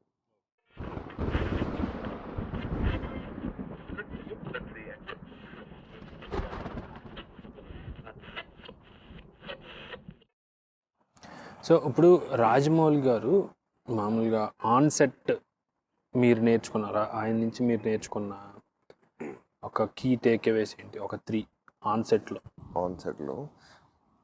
A to Z అండి. ఇందాక నేను ఆ ప్రాసెస్ ఒకటి, అంటే క్రియేటివ్ ప్రాసెస్ అంటే ఫిల్మ్ మేకింగ్ ప్రాసెస్ కాదు, టెక్నికల్ ప్రాసెస్ కాదు, క్రియేటివ్ ప్రాసెస్ ఒకటి ఫాలో అవ్వకూడదని. అంటే సార్ దగ్గర జాయిన్ అవ్వకముందే కాదు, ఫిల్మ్ స్కూల్ జాయిన్ అవ్వకముందే నేను ఎవరి దగ్గర పనిచేయడానికి అవకాశం వచ్చినా క్రియేటివ్ ప్రాసెస్ అనేది చాలా personal for a film maker. అది నేను ఫాలో అవ్వకూడదు. నాకంటూ ఒక పర్సనల్ ప్రాసెస్ ఉండాలి, ఇన్స్టింక్ట్స్. సో బేసిక్గా ఒక డైరెక్టర్ ఒక షార్ట్ పెడుతున్నాడు అంటే అతని ఇన్స్టింక్ట్, ఆ ఇన్స్టింక్ట్కి రీజన్ ఏంటి, మైండ్లో ఏదో జరుగుతుంది, దాన్ని ఎలా ఫాలో అవుతావు నువ్వు? నీకు అనిపించాలి నువ్వు షార్ట్ పెట్టినప్పుడు. ఆయన అలా పెట్టి చాలా ఫిజికల్గా, చాలా మెటీరియలిస్టిక్గా ఉంటుంది. నీకు అక్కడ షార్ట్ పెట్టాలని లోపల ప్రాసెస్ క్రియేటివ్ ప్రాసెస్ అనేది అది ఒకటి ఎలాగో ఎంతో కొంత ఇన్ఫ్లుయెన్స్. అంటే ఒకళ్ళ క్రియేటివ్ ప్రాసెస్ని మనం గుడ్డిగా ఫాలో అయిపో, ఆ టెంప్లెట్, వాళ్ళ ఇన్నర్ టెంప్లెట్, వాళ్ళ రీజన్స్ ఏవో ఉంటే మనకి అది వర్తించకపోవచ్చు. సో బేసిక్గా ఫర్ ఎగ్జాంపుల్ రాజమౌళి గారు పొద్దున్న వచ్చి షార్ట్ పెట్టారు, అద్భుతంగా అనిపించింది. ఆ షార్ట్ని కాపీ కొట్టి, ఎందుకంటే ఆ షార్ట్ గురించి అయినా ఆయన మైండ్లో 2 రోజుల నుంచి ముందు రోజు నైట్ ఏదో ప్రాసెస్ జరుగుతుంది. దాన్ని ఎలా కాపీ కొడతావు? నీకు ఆ షార్ట్ అదే షార్ట్ పెట్టావు అంటే నీకు దానికి రీజను ఎందుకు పెట్టాలని నీ మైండ్లో ఏదో అనిపించింది, ఇన్స్టింక్ట్స్ బేసిక్గా. అది ఫాలో అవ్వకూడదు అనుకున్నాను, బట్ ఎంతో కొంత ఇన్ఫ్లుయెన్స్ ఉంటుంది. బట్ ఏం నేర్చుకున్నాను అంటే, నాకు ఫిలిం స్కూల్ ఫినిష్ అవ్వకముందే ఆయన దగ్గర జాయిన్ అయ్యాను. కథ రాయటం అది ఇది ముందు తెలుసుకుని, స్క్రీన్ ప్లే అది కూడా ఓన్ ప్రాసెస్ ఉంటుంది కానీ, బట్ స్ట్రక్చరల్గా ఎంతో కొంత ఇన్ఫ్లుయెన్స్ ఉంటుంది. బట్ ఆన్ సెట్లో నేను ఆయన దగ్గర ఒక 100 విషయాలు నేర్చుకున్నాను అంటే 99 విషయాలు క్రైసిస్ మేనేజ్మెంట్ గురించి నేర్చుకున్నాను, విచ్ ఈస్ వెరీ ఇంపార్టెంట్. నాకు ముందు తెలియదు ఆ విషయం, బట్ ఆయన దగ్గర జాయిన్ అయిన తర్వాత ఆయన రోజు చేస్తున్న విషయాలు చూసి. సో ఫర్ ఎగ్జాంపుల్ ముందు రోజు ఏదో ఎవరి డైరెక్టర్ నెక్స్ట్ రోజు సీన్ తీస్తున్నాం అంటే ముందు రోజు నిద్ర పట్టదు. మంచి సీన్ అంటే దాన్ని ఎలా తీయాలి ఏంటి అని ఏదో మొత్తం అనుకుని వస్తారు. వచ్చిన తర్వాత ఒక 100 ప్రాబ్లమ్స్ కూర్చుని ఉంటాయి నీ ముందర. అది సాల్వ్ చేయగలిగే మెంటల్ స్ట్రెంగ్త్ నీకు ఉండాలి. ఎస్పెషల్లీ మా రెగ్యులర్ సినిమాలు అంటే ఎవరి సినిమాకు ఉంటుంది కష్టాలు, అవన్నీ సాల్వ్ చేసి నువ్వు ముందరికి వెళ్ళాలి. ముందరికి వెళ్ళటం కాదు, ముందరికి వెళ్ళి నువ్వు ముందు రోజు నైట్ అనుకున్నది తీయాలి యాజ్ ఇట్ ఈస్గా. అది ఎవ్రీడే సెట్లో ఉంటుంది. అది చిన్న సినిమా కావచ్చు, షార్ట్ ఫిల్మ్ కావచ్చు, ఒక చిన్న 2 నిమిషాల యాడ్ కావచ్చు, ఏ దానికైనా ఉంటుంది. ఒక యాక్టర్ అద్భుతంగా పర్ఫామ్ చేయాలి నెక్స్ట్ డే మార్నింగ్. అతనికి ఏదో ఉంటుంది కదా లైఫ్ ముందర సెట్కి రాకముందు, బ్యాగేజ్ దాని ఇన్ఫ్లుయెన్స్ ఉంటుంది, కనపడతా ఉంటుంది. ఆ ఇన్ఫ్లుయెన్స్ని తీసేసి, ఇన్ఫ్లుయెన్స్ లేకుండా వస్తే చాలా సింపుల్గా భలే ఉంది అనిపిస్తుంది డైరెక్టర్కి. బట్ అతను ఏదో బ్యాగేజ్తో వచ్చాడంటే, ఎమోషనల్ బ్యాగేజ్తో, దాన్ని బయటికి తీయాలి, నువ్వే తీయాలి, నీదే అంతా నీదే. బేసిక్ ఎవడో ఏం చేయడు, నువ్వే చేసుకోవాలి. అది తీయాలి. షార్ట్కు ముందు అతను ఫ్రెష్గా నువ్వు మైండ్ సెట్ని రెడీ చేసుకోవాలి, పర్ఫామ్ చేయించాలి. ప్రొఫెషనల్ యాక్టర్స్ అంటే ఆ ఇబ్బంది ఉండదు. అది క్రైసిస్ మేనేజ్మెంట్ మోస్ట్లీ. సో ఎలా చేయొచ్చు ఇప్పుడు suppose some ex or some Prabhas came with some emotional baggage, అంతకుముందు he's having some mental baggage ఏదో ఉంది. సో అదే మూడ్తో ఆయన వచ్చారు సెట్కి. బట్ రాజమౌళి లాంటి వ్యక్తి హౌ వుడ్ హీ కన్విన్స్? అంటే బేసిక్గా ఇప్పుడు నేను ప్రొఫెషనల్ యాక్టర్స్ ఎందుకు వాడానంటే వాళ్ళతో ప్రాబ్లం ఉండదు, because they have been trained.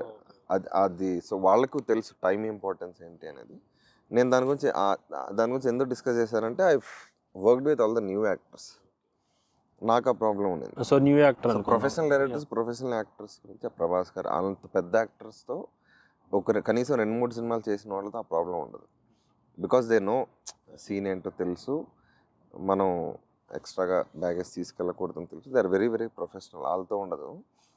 నాతో చేసేటప్పుడు ఏముంటుందంటే, అంటే నేను ఎస్పెషలీ అంటే అది అలా ప్రాసెస్ చూశాను. ప్లస్ కంప్లీట్గా కాంట్రాస్ట్గా ఎవ్రీబడి కొత్త వాళ్ళతో, ఇంతవరకు కెమెరా అంటే పరిచయం లేని యాక్టర్స్ నేను పనిచేశాను కథకు అవసరం కాబట్టి. సో బేసిక్గా నాకు చిన్న చిన్న ఇబ్బందులు ఏంటంటే, ఇంటర్వెల్ సీక్వెన్స్ ఈరోజు నైట్ షూట్ చేస్తున్నా, కాల్ షీట్ నాకు 6 to next day morning 6 night call sheet. జనరల్గా ఏముంటుంది, నేను అందరికీ 4 o'clock వచ్చేయండి, నేను కొరియోగ్రఫీ మొత్తం చూసుకుంటాను, ఎవడెక్కడ కూర్చుంటాడు, ఎవడు ఎలా లేస్తాడు, ఎవడు పడతాడు. నేను అది చాలా ఇంపార్టెంట్ ప్రాసెస్. ఒక 4 to 6 నేను అది క్లియర్ కట్గా నేను అది చూసేసుకుంటే నాకు షార్ట్ టప్ టప్ టప్ టప్ తీసుకుంటా వెళ్ళిపోతాను. ఎవడెలా పర్ఫామ్ చేయాలా ఆ 2 గంటలు చూసేసుకుంటానని చెప్పి అందరికీ చెప్పేసి అందరికీ ఇన్ఫామ్ చేశాను. అందులో 4 o'clock వచ్చిన యాక్టర్స్ ఎవరంటే ఆల్రెడీ సినిమాలు చేసిన వాళ్ళు. సో కొంచెం లేట్గా వచ్చింది ఎవరంటే పరిచయం లేని వాళ్ళు, అలాగా. సో వాళ్ళకి ఇంపార్టెన్స్ తెలుస్తుంది ప్రొఫెషనల్ యాక్టర్స్. వాళ్ళు 1 గంట లేట్ వచ్చిందంటే వర్క్ మొత్తం డిస్టర్బ్ అయిపోద్ది. ఆ డిస్టర్బ్ అవ్వకుండా చూసుకోవడం కూడా మళ్ళీ డైరెక్టర్ తలకాయ నొప్పే. సో అది నేను క్రైసిస్ మేనేజ్మెంట్ అంటున్నా. 4 o'clock అంటే 5 o'clock వచ్చారు. ఆ రోజు రిహార్సల్ చేయలేదు నేను షూట్ చేసే ముందు. నాకు షూటింగ్ కాల్ షీట్లో ఒక 2 గంటలు వేస్ట్ అయింది దానివల్ల. మేబీ ముందే వచ్చుంటే బాగా తీయగలను, అది వేరే విషయాలు, అది ఆడియన్స్ చూసేవాడికి అవసరం లేదు. సో బేసిక్ ఇలాంటివన్నీ. సో బేసిక్గా ఏంటి, ప్రొఫెషనల్ యాక్టర్స్కి ఒక షార్ట్లో సీన్ చెప్తే ఎంతవరకు చేయాలో తెలుసు. కొత్త యాక్టర్స్కి ఏమంటే చేసుకుంటూ వెళ్ళిపోతూ ఉంటారు, మనం ఆపాలి. ఈ షార్ట్ ఇంతవరకే వాడతాను అని చెప్పి మన క్లారిటీ ఉంటుంది కాబట్టి ఆపాలి. సో అలాగా రకరకాల ఇబ్బందులు. సో ఆన్ సెట్లో ఇంకా ఫ్రమ్ రాజమౌళి వాటి హాల్లో అంటే నాకు ఇందాక చెప్పినట్టు ఫిలిం స్కూల్ ఫినిష్ అవ్వకముందు, ఒక షార్ట్ ఫిలిం కూడా తీయకముందే నేను రైటింగ్ ప్రాసెస్ తర్వాత ఏడీగా జాయిన్ అయిపోయాను.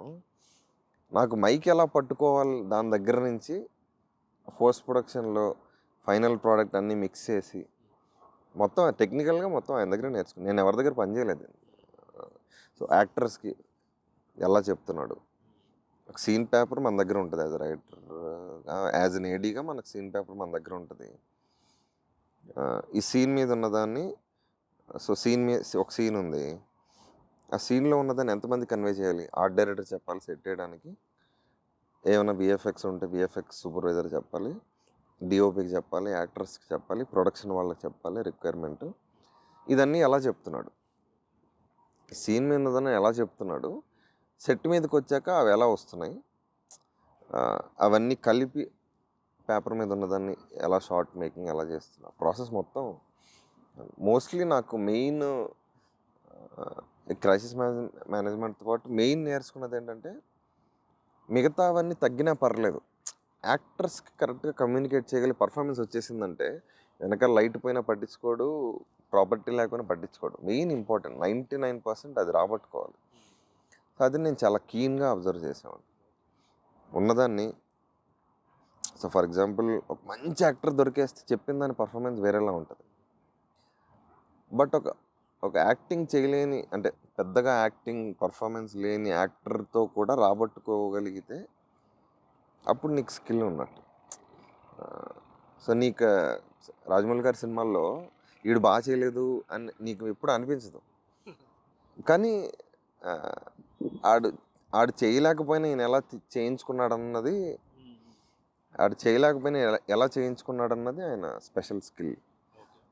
సో అది ఇంపార్టెంట్. అదే నా సినిమాలో కూడా చాలామంది తగిలారు, but I try to manage. ఆ షార్ట్ వేరేలా పెట్టడం, లేకపోతే ఫోకస్ వేరే వాడి మీద పెట్టడం. End of the day you have to get the emotion out.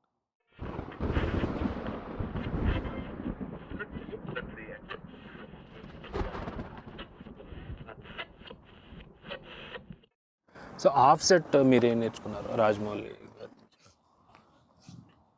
Of set is very humble.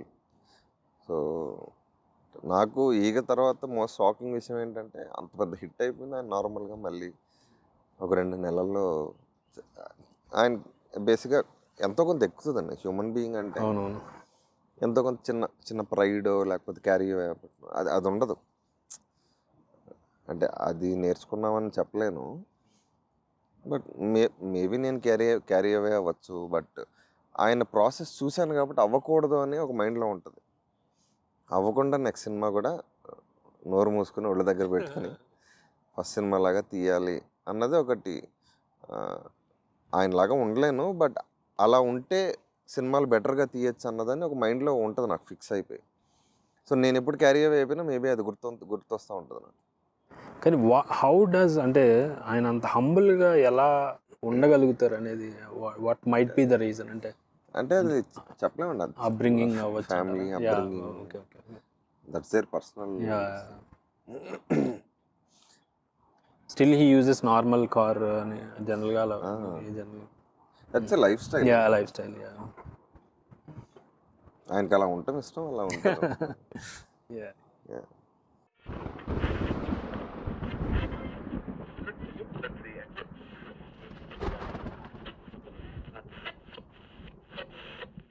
ఇంకా జనరల్గా వెన్ యూ ఒక సెట్లో ఉన్నప్పుడు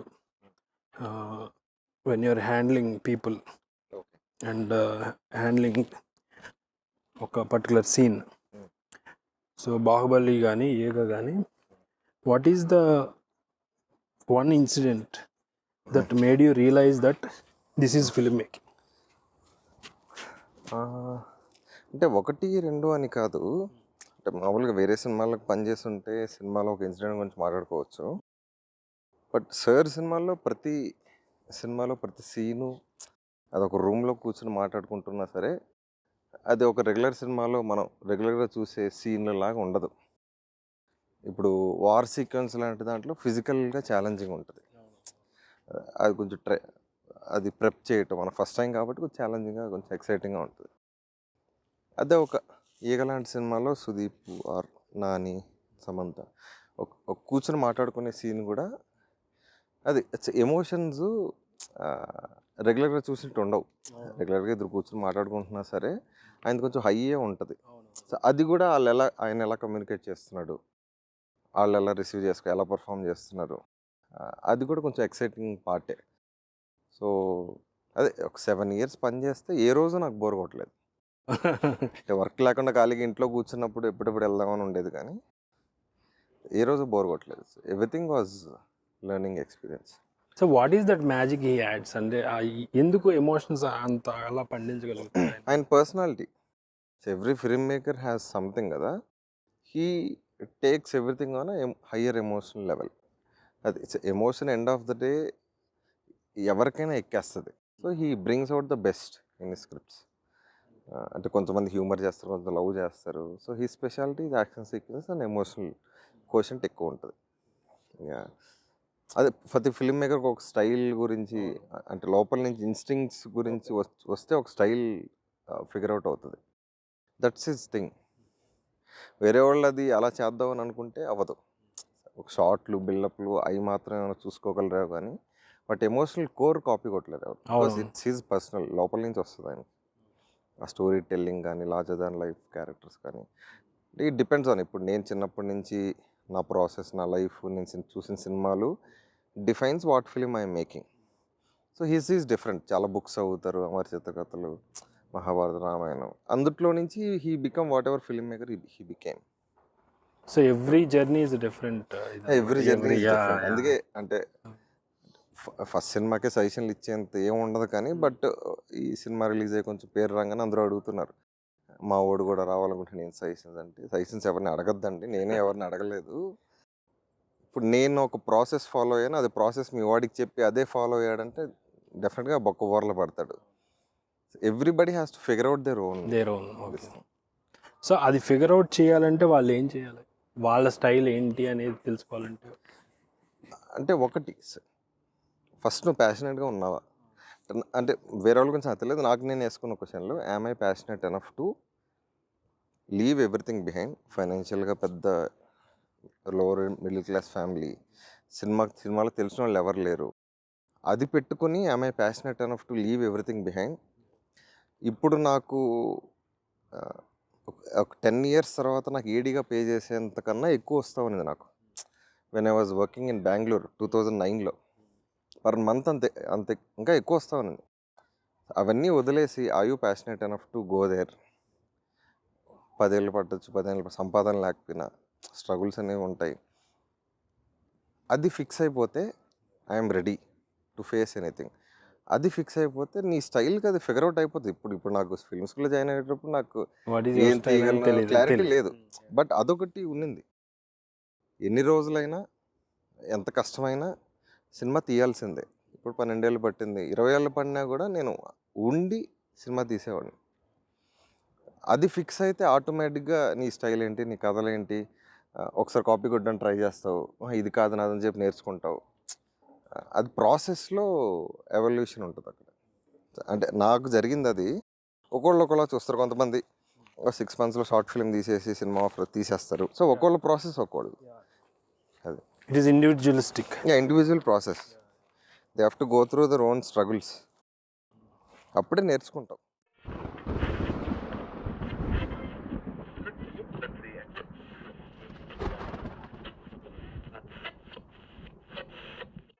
ఇప్పుడు జనరల్గా బాహుబలి లాంటివి తీసుకుంటే లాట్ ఆఫ్ ప్రిపరేషన్ జరిగింది కదా, మీరు వర్క్ షాప్స్ పెట్టారు. అవును, ప్రభాస్ని ప్రిపేర్ టు ద రోల్కి ఇంకా చాలా చేశారు కదా ఇలాంటి. సో ఆ వర్క్ షాప్స్లో ఏముంటాయి అసలు? అంటే ఆ క్యారెక్టర్ లోపలికి ప్రభాస్ని తీసుకెళ్ళాలంటే ఏం చేశారు మీరు అసలు? అంటే ఒకటండి, they are professional actors, out of experience ఉంది. ఓ క్యారెక్టర్లోకి ఎమోషనల్గా వెళ్ళాలంటే I think they don't need much of a preparation. So ఈ ప్రిపరేషన్ ఎందుకు జరిగిందంటే horse riding, that's something they are doing for the first time కదా.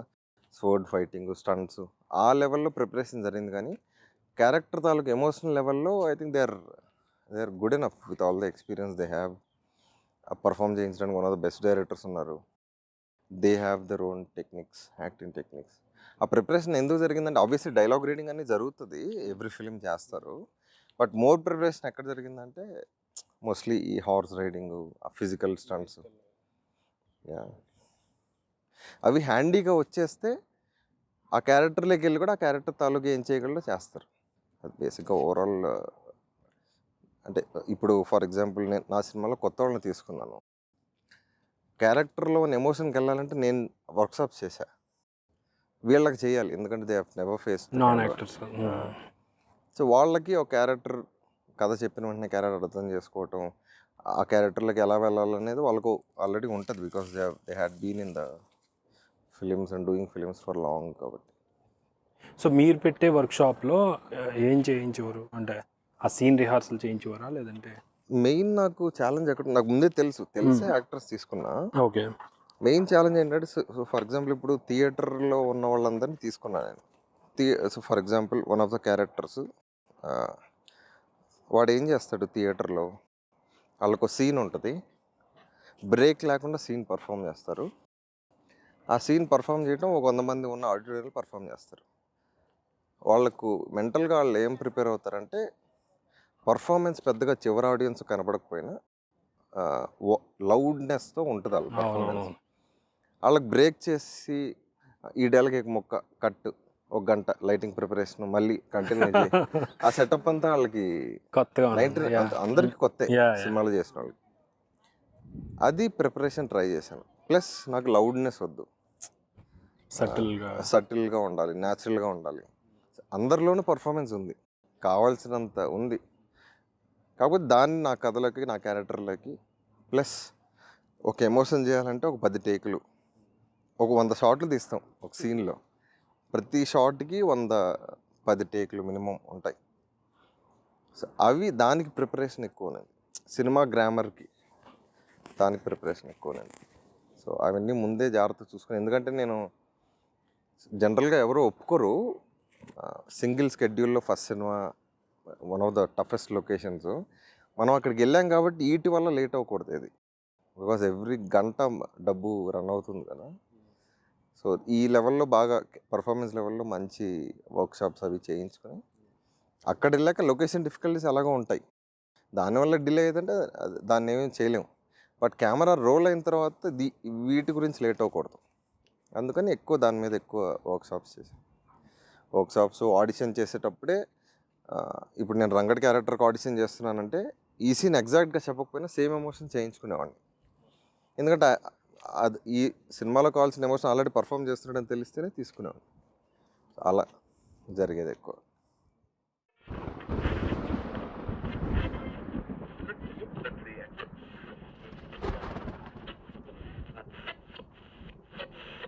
Bahubali is pan India. It's a path breaking tentpole film, landmark film, entire India కదా. So ఏంటి after post Baahubali మీ టీంకి అంటే reactions, మీ టీంలో as part of the team మీకు? So everybody were happy. అంటే వరల్డ్ కష్టపడిన దానికి రిజల్ట్ వచ్చింది. Everybody were happy. By the end of the as an ఏడీగా అది టెంపరీ. యాజ్ అన్ ఏడీగా దట్ ఆ ఎక్స్పీరియన్స్ అనేది టెంపరీ. సో నీదేది పర్మనెంట్, ఆ ఎక్స్పీరియన్స్ అక్కడ నేర్చుకున్నవి తీసుకుని you write your own story, apply to it, ఒళ్ళు జాగ్రత్త పెట్టుకుని సినిమా తీసి మనం కూడా మంచి సినిమా తీసి సక్సెస్ కొట్టాలి. సో అది we're very happy of the atmosphere అనేది వచ్చాం కాబట్టి ఆ సక్సెస్ తాలూకు ఇంపాక్ట్ మన మీద తక్కువ ఉంటుంది. అది ఉంటుంది, మనం తీసేస్తాం అది అలా అనుకోవడం తప్పు. అందులో రియల్గా ఎక్స్పీరియన్సెస్ ప్రాసెస్లో ఏం నేర్చుకున్నామో అది ఎలా అప్లై చేయగలిగాం అన్నది ఇట్స్ వెరీ ఇంపార్టెంట్. సో ఆ సక్సెస్ ఏడీగా పనిచేసాం అంటే చెప్పుకోవడానికి బాగుంటుంది. But end of the day you have to make your own film. దానికి పనిచేసామన్న వ్యాలిడేషన్ ఎప్పుడు దొరుకుతుంది అంటే క్రెడిబిలిటీ, దానికి న్యాయం, అంత పెద్ద సినిమాకి ఏడీగా పనిచేసిన న్యాయం ఎప్పుడు జరుగుతుంది అంటే you come out and make your own film and make a good film. That's already done. ఇంకా తీయాలి just one step. But it's a good start.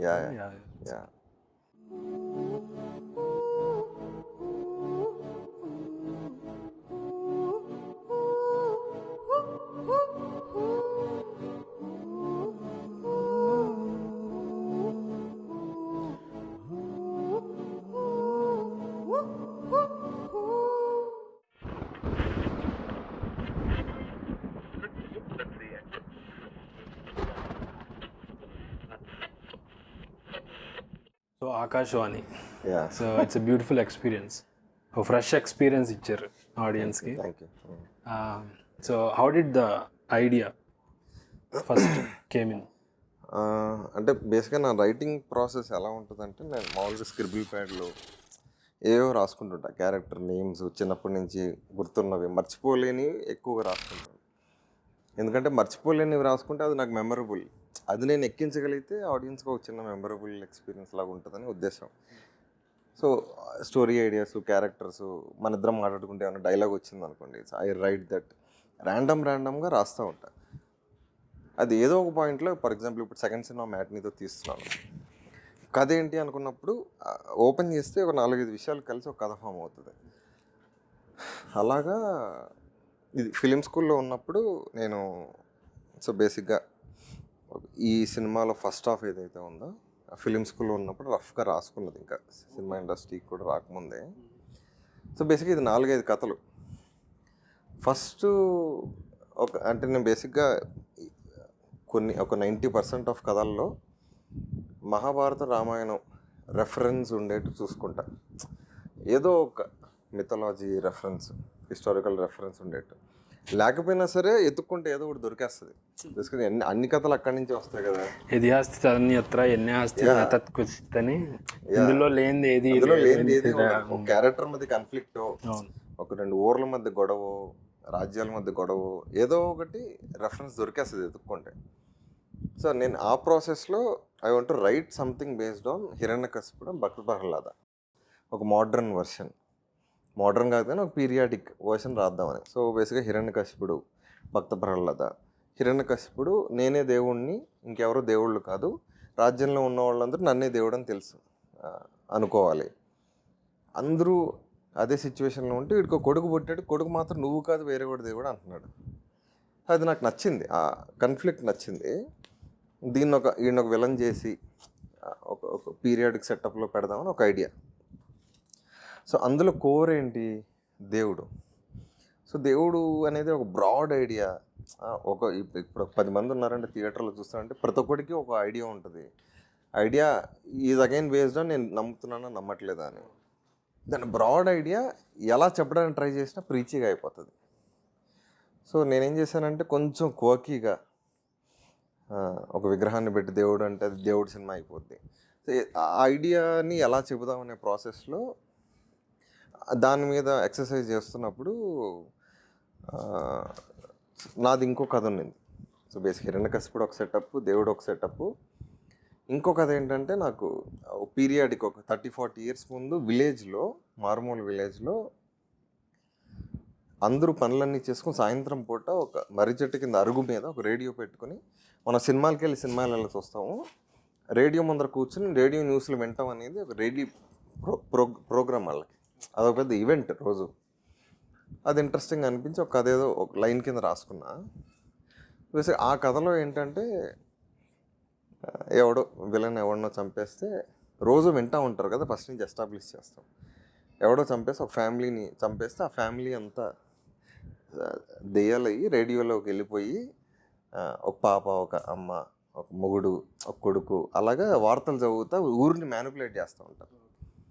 So అది బాగా ఎక్సైటింగ్ ఐడియా. నాకు 13B అనే ఒక సినిమా వచ్చింది, అది నాకు కొట్టేసింది. కొంచెం సిమిలర్ కాన్సెప్ట్, అందులో టీవీ ఉంటుంది, ఇందులో రేడియో. సో దీన్ని ఎలా వాడలేము, అయ్యే దీని ఒరిజినల్ థాట్ బాగా రాశానని చెప్తే తెగ ఫీల్ అయిపోయాడిని. సో 13B రావడంతో కొంచెం సిమిలర్ ఐడియా. సో ఆ టీవీ పెట్టి రేడియో పెట్టాడు అనుకుంటున్నాయి, కానీ దాన్ని వదలకూడదు. ఎలా చేద్దాం అనే ప్రాసెస్లో ఈ కథ ఉంది, ఇందులోకి దీన్ని తీసుకొచ్చేస్తే ఆ ఎలిమెంట్ని ఇది ఒక మంచి ఒరిజినల్ ఐడియా లాగా అవుతుందని. That's how it came in. 2-3 కథలు కలిసి ప్లస్ చిన్నప్పుడు నాకు జరిగిన ఇన్సిడెంట్లు. ఆ గిడ్డోడ్ అనే వాడితో హీ వాజ్ అ ఒరిజినల్ పేరు. అంటే నేను హాస్టల్లో చదివేవాడిని, ఊరికి వెళ్ళినప్పుడు తిరుపతిలోనే రైల్వే కోడరు, తిరుపతిలో చదివేవాడిని. ఊరికి పండగలకి పబ్బాలకి ఊరికి వెళ్ళినప్పుడు గిడ్డోడు అనే ఒకతను మా పొలాల్లో ఆడుతూ కలిసి ఆడుకునేవాళ్ళం. ఆ పేరు నాకు బాగా గుర్తుండిపోయింది.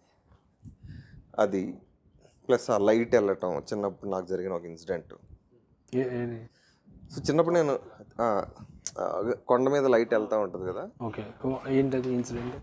సో బేసిక్ ఏంటంటే నేను చిన్నప్పుడు తిరుపతిలో చదివాను. ఒకసారి హాస్టల్లో చదువుకుంటున్నప్పుడు నైట్ ఏదో క్లాసులు త్వరగా అయిపోతే హాస్టల్ పెద్ద బిల్డింగ్ మేడ మీదకి వెళ్ళి ఏదో ఆడుకుంటా ఉంటే నాకు నైట్ టైము అప్పుడే 5th క్లాస్, తిరుపతికి వెళ్ళడం కూడా అప్పుడే first time. 5th class 6th class hostel పైన చూస్తే ఎదురుగా చూస్తే 4-5 లైట్లు అలాగే వెళ్తూ ఉండేవి. సినిమాలో ఎలాగ వెళ్ళలేదో అలా లైట్లు వెళ్తూ ఉండేవి. One of the first experiences నాకు తిరుపతికి వెళ్ళిన. అప్పటి వరకు కోడూరులోనే చదివేవాడిని. సో మా క్లాస్ టీచర్ని పిలిచి ఏంటది అని అడిగితే పొద్దున్నే చెప్తా అన్నాడు. పొద్దున్నే వెళ్ళి అడిగితే ఇప్పుడు చూడు ఏం కనపడుతున్నాయంటే తిరుపతి కొండ మీదకి బస్సులు వెళ్ళేటి. సో ఆ బస్సులు వెళ్ళే లైటు నాకు ప్రొఫైల్లో ఒక చిన్న లైట్ అది నాకు గుర్తుండిపోయిన విజువల్. సో ఈ స్క్రీన్ ప్లేలో ఎలాగోలా వచ్చి బాగా ఫిట్ అయింది అది. సో బేసిక్గా బస్సునే లాస్ట్ ట్రాక్టర్ చేశాను. అది ఎందుకు పెట్టానంటే ఓకే దేవుడు తీసుకెళ్ళిపోతున్నాడు, ఎలా తీసుకెళ్తున్నాడు విజువల్గా నాకేంటి ఎలా తీసుకెళ్తున్నాడు అన్నప్పుడు అది ఐడియా ఇక్కడ పెట్టాం. సో అలాగా అన్నీ కలిపి ఒక కథ అయింది. బాగుంది బేసిక్. సో బ్యూటిఫుల్గా కనెక్ట్ చేశారు డాట్స్ అన్ని.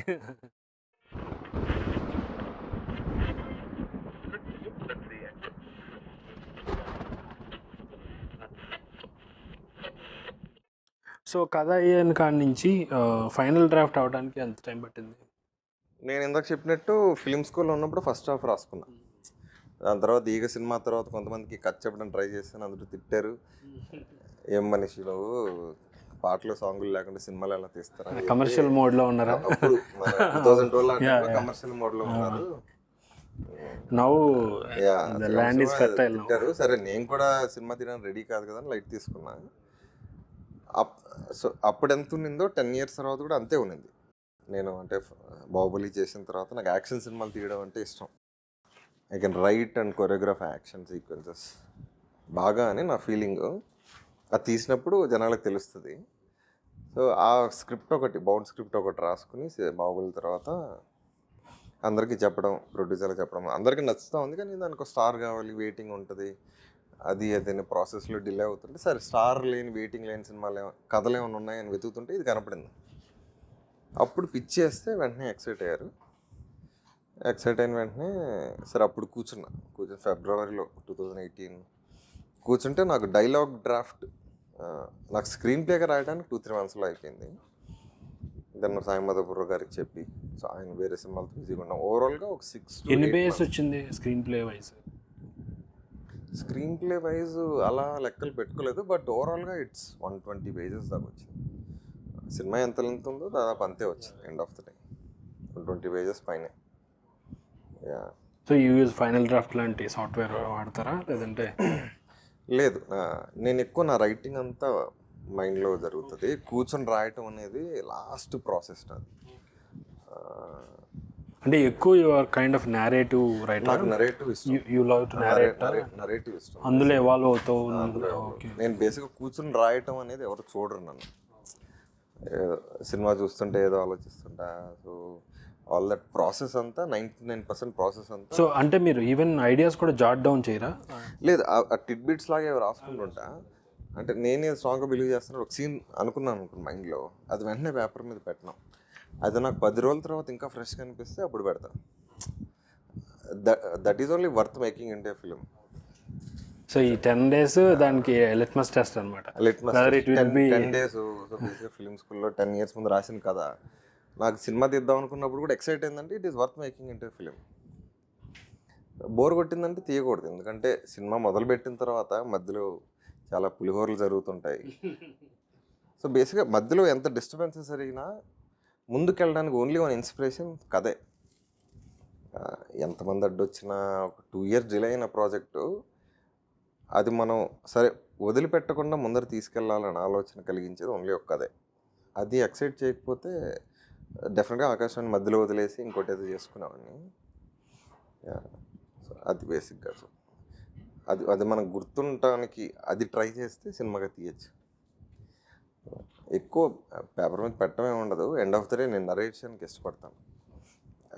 బుల్లెట్ పాయింట్స్ లాగా ఎవరికైనా నరేట్. సో మీరు అక్కడ రాసుకున్నప్పుడు కూడా డైలాగు రఫ్ డైలాగ్ మీరు రాసుకుంటారు. సాయిమాధవపుర గారు చెప్పినప్పుడు కూడా క్యారెక్టర్స్ ఏం మాట్లాడాలి మొత్తం ఉంటుంది డీటెయిల్స్. లాంగ్వేజ్ కోసం పదాలు పెడతారు కదా.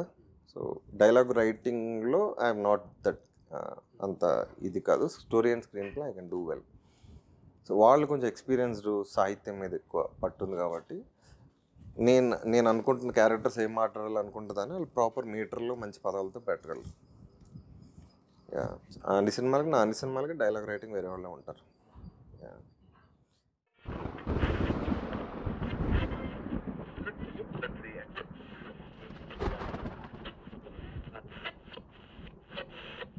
సో సాయి మాధవ్ బొర్రా గారిది మీరు డైలాగ్ వెర్షన్ చూసాక మీరు బాగా ఎగ్జైట్ అయిన డైలాగ్స్ ఏంటి?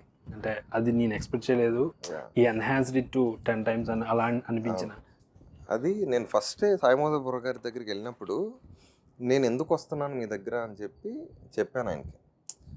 నాకు పదాలు కావాలి, అలా తెలుగు కాదు అనిపించకూడదు, టైం పీరియడ్ లేకుండా జరుగుతుంది కాబట్టి ఇప్పుడున్న వాళ్ళకి అర్థం అవ్వాలి, అప్పుడు ముసలి వాళ్ళు చూసినా కూడా బాగుంది అనిపించుకోవాలి, పిల్లలు చూసినా అర్థం అవ్వాలి.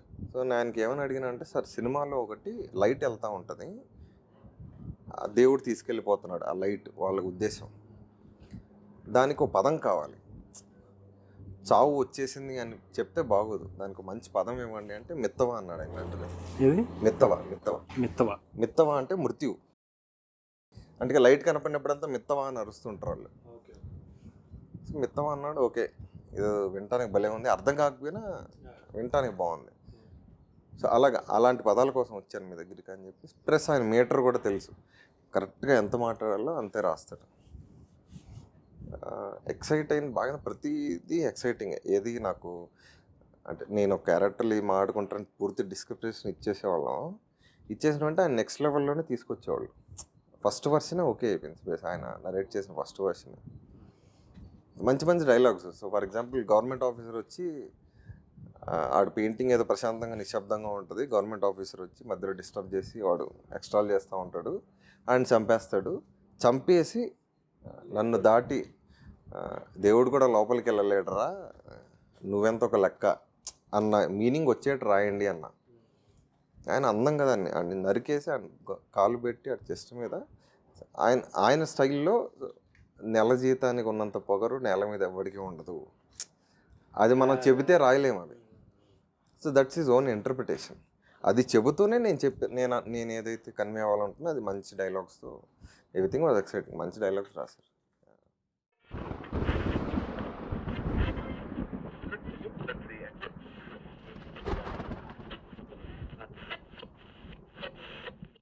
So when it comes to editing, ఆ ఎడిటింగ్ డెసిషన్స్, సో ఎడిటింగ్ నుంచి ఆ క్రాఫ్ట్ ఎలా పట్టుకున్నారు మీరు మామూలుగా?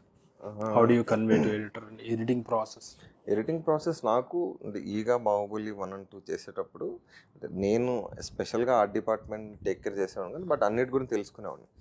నాకు తమిరాజు గారు ఎడిటింగ్ చేసేవాడు, అంటే ఈగకి అసోసియేట్ ఎడిటర్ ఆయన, బాహుబలి 2కి మెయిన్ ఎడిటర్, ప్లస్ మెయిన్గా ఎడిట్ టేబుల్ మీద ఆయన చేసేవాళ్ళు. ఆయనతో నాకు బాగా పరిచయం, ఆయన దగ్గర చాలా నేర్చుకుంటుండేవాడిని. సో బేసిక్గా అదే పేపర్ మీద ఉన్నదాన్ని సార్ ఎలా తీసిన దాన్ని ఎడిట్ టేబుల్ మీద ఎలా అవుతుంది, యాక్టివ్ పార్టిసిపేషన్ లేకపోయినా సరే అప్పుడప్పుడు వెళ్ళి చూసుకునేవాడిని, నాకంటూ ఒక అర్థం అవ్వాలి కదా ఏదో ప్రాసెస్.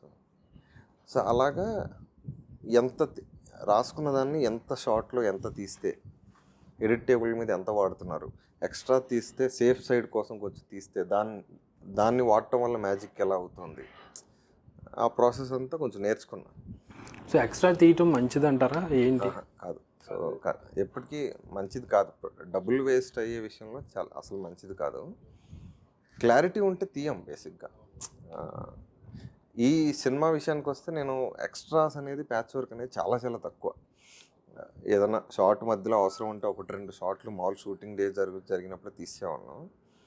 నేను ప్రిఫర్ చేసేది ఏంటంటే, నేను నేర్చుకున్న దగ్గర నుంచి ఇక్కడికి షూట్ తీస్తాం, అంటే ఎంత కావాలో అంతే రాసుకుంటాం, ప్లస్ ఎంత కావాలో అంతే తీస్తాం, కొంచెం ఎక్స్ట్రా తక్కువ 1 or 2 షార్ట్స్ ఉంటాయి. మరి ఒక సీన్ 4 వర్షన్లు తీయటం ఉండవు, ఒక సీన్ షూట్ చేయటం, కొంచెం ఏదైనా క్లోజప్స్ ఎక్కడికైనా వాడుకోవచ్చేమో అవి తీస్తాం, అది సేఫ్ కాదు. So experimenting on the editing table, ఒక కన్వే అవుతుంది, ఒక క్లోజప్ వేస్తే ఇంకొంచెం బెటర్ అవుతుంది, వాటి కోసం తీస్తాం.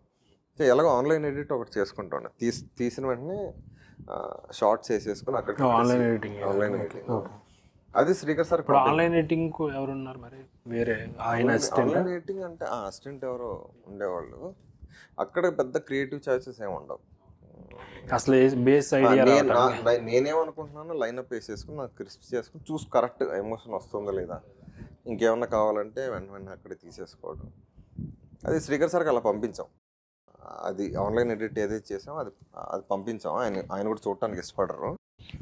మేము ఫుటేజ్ తీసింది వీల్ సెండ్ ఇట్ టు, అంటే ఒక సీన్ షార్ట్ ఆర్డర్ ఉంటుంది కదా, ఆయనకి ఆల్రెడీ సీన్ తెలుసు, ఎమోషనల్ ఫ్లో తెలుసు, ఆయన వేసుకుని ఒక క్రిస్ప్ ఎడిటింగ్ చేసి పంపించేవాళ్ళు. అప్పుడు ఆన్లైన్ ఎడిట్లో ఏదైతే అంటే ఎక్స్పీరియన్స్ అక్కడ కనపడింది నాకు. ఆన్లైన్ ఎడిట్లో ఏదైతే సీన్ అనుకున్నామో ఒక షాట్ అటు ఇటు వేయటం వల్ల సీన్ ఎమోషనల్ లెవెల్ పెరుగుతుందని శ్రీకర్ సార్ పంపిన ఎడిట్ చూసే నాకు అర్థమయ్యేది. ఏంటి can elaborate on one scene where his experience ఒక సీను ఏంటంటే మన ఎడ్డోడు దొరికిపోయిన తర్వాత అందరూ దేవుడు గుట్ట మీద కూర్చొని మాట్లాడుకుంటూ ఉంటారు. అది ఇప్పుడున్న సీన్ కంటే ఒక 4-5 షాట్లు వేరే క్యారెక్టర్ కూడా మాట్లాడుతుంది, అది తీసాం end of the day. So బేసిక్గా ఏంటంటే శ్రీకర్ సార్ది ఎలా హెల్ప్ అవుతుంది అంటే బేసిక్గా ఏంటంటే మనం కొంచెం ఎమోషనల్గా అటాచ్ అయిపోయింటాం సినిమాకి, తీసినవన్నీ సినిమాలో పెట్టుకోవాలని. సో ఆయన థర్డ్ పాయింట్ ఆఫ్ వ్యూలో చూస్తుంటారు కదా. సో వరుసగా మంగ ఏడుస్తుంటే ఫస్ట్ రంగడు అన్నాడు, తర్వాత పక్కన ఇంకోటి అన్నాడు, తర్వాత పూజారి మాట్లాడాడు, అలా అందరి దగ్గర మాట్లాడించాం. సో ఒక క్యారెక్టర్ మాట్లాడిన విషయమే సేమ్ అదే ఎమోషన్ కన్వే చేస్తుందని చెప్పి తీసాం.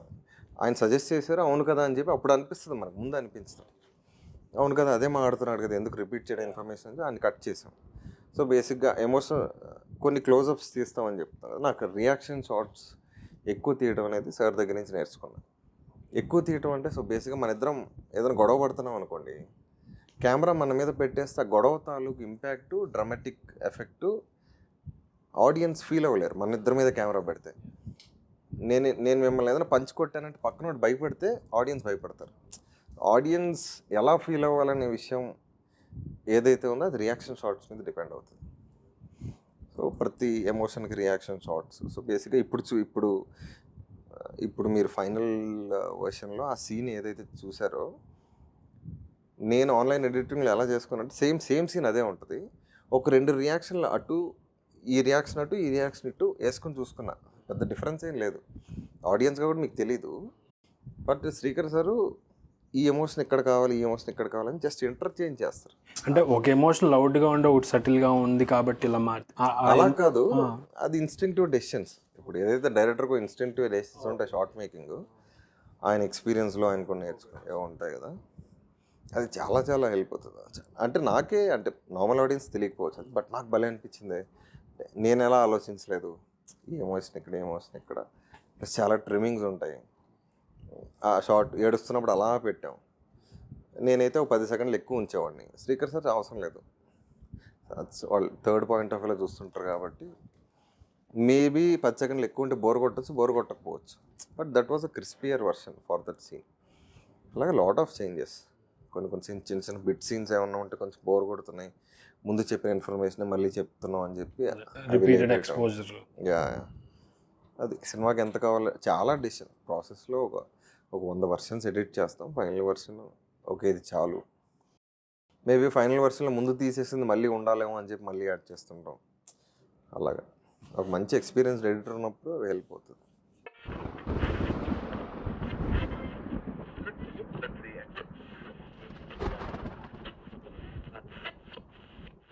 So when it comes to cinematography, ఇప్పుడు సురేష్తో ఐ థింక్ ఈవెన్ ఆరిగామిక్ కూడా మీరు, సో అప్పటి నుంచి you have connect with Suresh. So బేసిక్గా నేను ఈగా స్క్రిప్టింగ్ అయిపోయిన తర్వాత అసిస్టెంట్ డైరెక్టర్గా జాయిన్ అయ్యాను కదా. సో తను కూడా సెంధిల్ గారి దగ్గర అసిస్టెంట్. అప్పటి నుంచి పరిచయం, అంటే బేసిక్గా one of the first few people I met in the industry. Okay, అప్పటి నుంచి పరిచయం ఈగా చేసాం. తర్వాత ఫిలిం స్కూల్లో షార్ట్ ఫిల్మ్ చేయలేదు కాబట్టి ఇక్కడ ఏదైనా చేద్దామని చెప్పి ఒక ఫీచర్ ఫిల్మ్ ఐడియా అది. సరే ఒక 10 నిమిషాలు ఏదైనా తీద్దామని మొదలుపెట్టా. మధ్యలో అందులో యాక్ట్ చేస్తున్న క్విడ్ 3వ రోజు నుంచి బిస్కెట్ వేసాడు.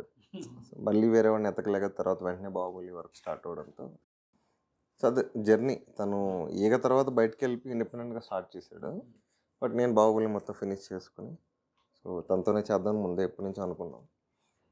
సో అది when you do short division అంటే ఎప్పటి నుంచి ఇన్వాల్వ్ చేస్తారు సినిమాటోగ్రాఫర్ని? స్క్రిప్ట్ లెవెల్ నుంచా లేదంటే? అంటే స్క్రిప్ట్ లెవెల్ నుంచి అంటే కథ చెప్పడం ఉంటుంది, అంటే స్క్రిప్ట్లో ఇన్వాల్వ్మెంట్ ఏమి ఉండదు, అసలు ఉండదు. స్క్రిప్టు అంటే ఇంకా ఒక స్టేజ్కి వచ్చింది, సురేష్ ఫ్రెండే కాబట్టి స్టార్టింగ్లోనే చెప్తాం కదా, లేదా అందరు టెక్నీషియన్స్తో పాటు డిఓపి కూడా చెప్తాం. సో బాగుందా బాగాలేదా అని ఒపీనియన్స్ ఎలాగో చెప్తారు అందరూ.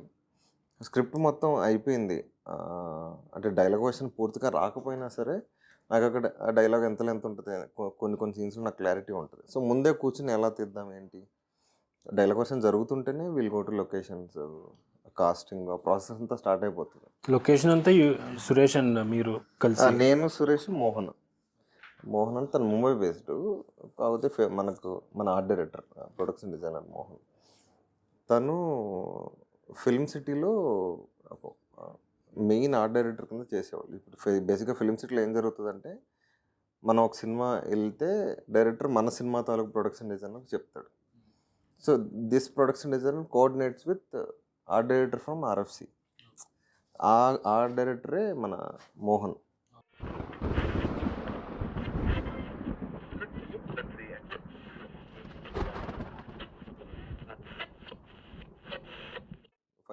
సో మామూలు టెక్నికల్గా ఆర్ట్ డైరెక్టర్కి ప్రొడక్షన్ డిజైనర్కి అసలు ఏంటి అసలు? కొంచెం టెక్నికల్గా డిఫరెన్స్ ఉంది. ప్రొడక్షన్ డిజైన్ అంటే he involves himself in to the look and feel of the film.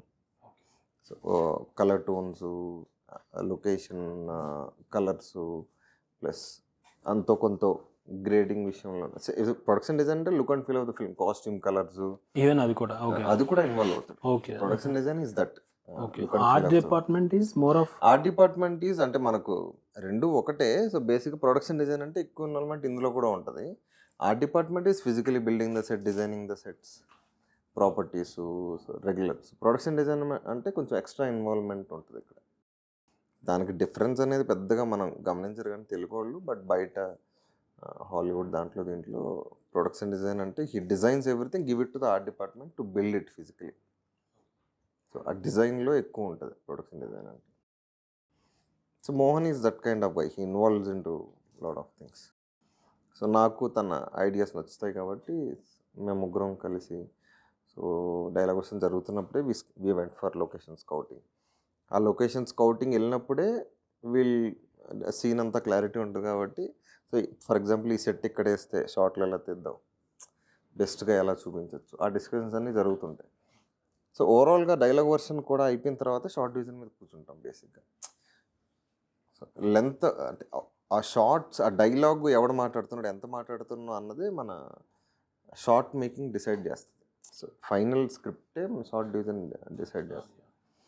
Dialogue version అంతా అయిపోయిన తర్వాత ఒకసారి కూర్చుని డైలాగ్ లేని సీన్ ఎలా ఓపెన్ అవుతుంది, వైడ్ షాట్, తర్వాత క్లోజప్, ఎవడి ఎమోషన్, ఎవడి మీదకి ఛార్జ్ వెళ్ళాలి, దానికి ఏ ఎక్విప్మెంట్ వాడదాం అన్నది నీట్గా సురేష్తో కూర్చొని డిసైడ్ చేసి will put it on paper. Yeah, end of the day మాకు అంటే మేము ఆఫీస్లో కూర్చొని ఒక షార్ట్ డివిజన్ మొత్తం చేసుకున్నాం సినిమా అంతా. ఎండ్ ఆఫ్ ద డే లొకేషన్కి వెళ్ళేటప్పటికి మొత్తం అది అనుకున్న షార్ట్స్ ఏది వర్కౌట్ అవ్వలేదు. Because of the location difficulties. అంటే మాకు తెలియని ఒక కొత్త విషయం తెలుసుకున్నాం ఏంటంటే, ఫర్ ఎగ్జాంపుల్ ఓకే జిమ్మీ వేసి అలా షార్ట్ తీద్దాం అని, జిమ్మీ వేయటం అనేది ఒక 10 నిమిషాలు, తీయడం అనేది ఇంకో 10 నిమిషాలు. సో మేము లొకేషన్ ఎలాంటి లొకేషన్లో బిల్డ్ చేసామంటే సెట్ ఎలివేటెడ్గా ఉంటుంది. సో ఆ ట్రాక్ వేయటం అనేది అంత ఈజీ కాదు ఎలివేటెడ్ లొకేషన్లో. 10 నిమిషాలు అనుకున్నది 2 గంటలు పడుతుంది, గంటన్నర. ఎందుకంటే వాటర్ లెవెల్ చూసుకుని వేస్తారు వాళ్ళు, చాలా తవ్వుకొని ఆ కింద బేస్లు పెట్టుకొని, అది ఇది అవ్వట్లేదని చెప్పి ఫస్ట్ 1 or 2 డేస్లో డిసైడ్ అయ్యి మేము ఏమేమనుకుంటే అది ఇది షార్ట్, దీనికి ఈజీగా ఎక్విప్మెంట్ ఉంది, చాలా వెళ్ళిపోయాం. So most of the short making అంతా ఇన్స్టింక్టివ్ డెసిషన్స్. అక్కడికక్కడ లొకేషన్కి వెళ్ళి ఈరోజు తీస్తున్న సీన్ ఏంటి, ఎక్కడ పెడదాం ఏంటి అనేది అట్లా డిసైడ్ చేసుకుని వెళ్ళిపోయాం. Yeah.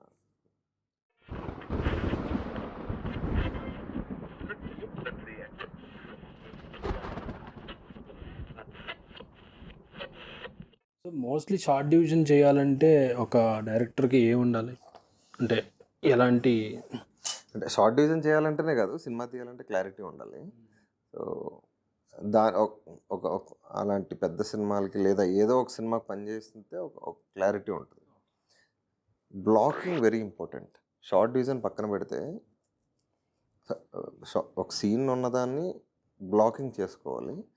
Blocking decides what kind of shots you are going to take. Blocking important. Blocking అంటే ఫిజికల్ బ్లాకింగ్ కాదు, ఎమోషనల్ బ్లాకింగ్. సో ఒక సీన్లో ఒక కంటెంట్ ఉంది, రకరకాల ఒక సింగిల్ ఎమోషన్ మీద వెళ్తుంది, ఎమోషనల్స్ హైస్ మారుతూ ఉంటాయి సీన్లో. సో ఇక్కడి నుంచి ఇక్కడ వరకు ఒక బ్లాక్, అక్కడ ఒక మాస్టర్ షాట్ పెట్టుకుని తీసేసుకుంటే మళ్ళీ క్లోజప్స్కి వెళ్ళిపోవచ్చు.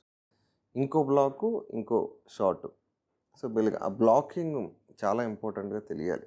Scene choreography main important. అది ఎవరో చెప్పరు, డైరెక్టర్ చేసుకోవాలి. అంటే ఏ క్యారెక్టర్ ఎప్పుడు మూవ్ అవ్వాలి ఈ సీన్లో, ఎలా అది మూవ్ చాలా అవ్వాలి. ఇంపార్టెంట్. Yeah, yeah. బేసిక్గా షార్ట్ మేకింగ్ అయితే దాని మీద డిసైడ్ అవుతుంది కదా.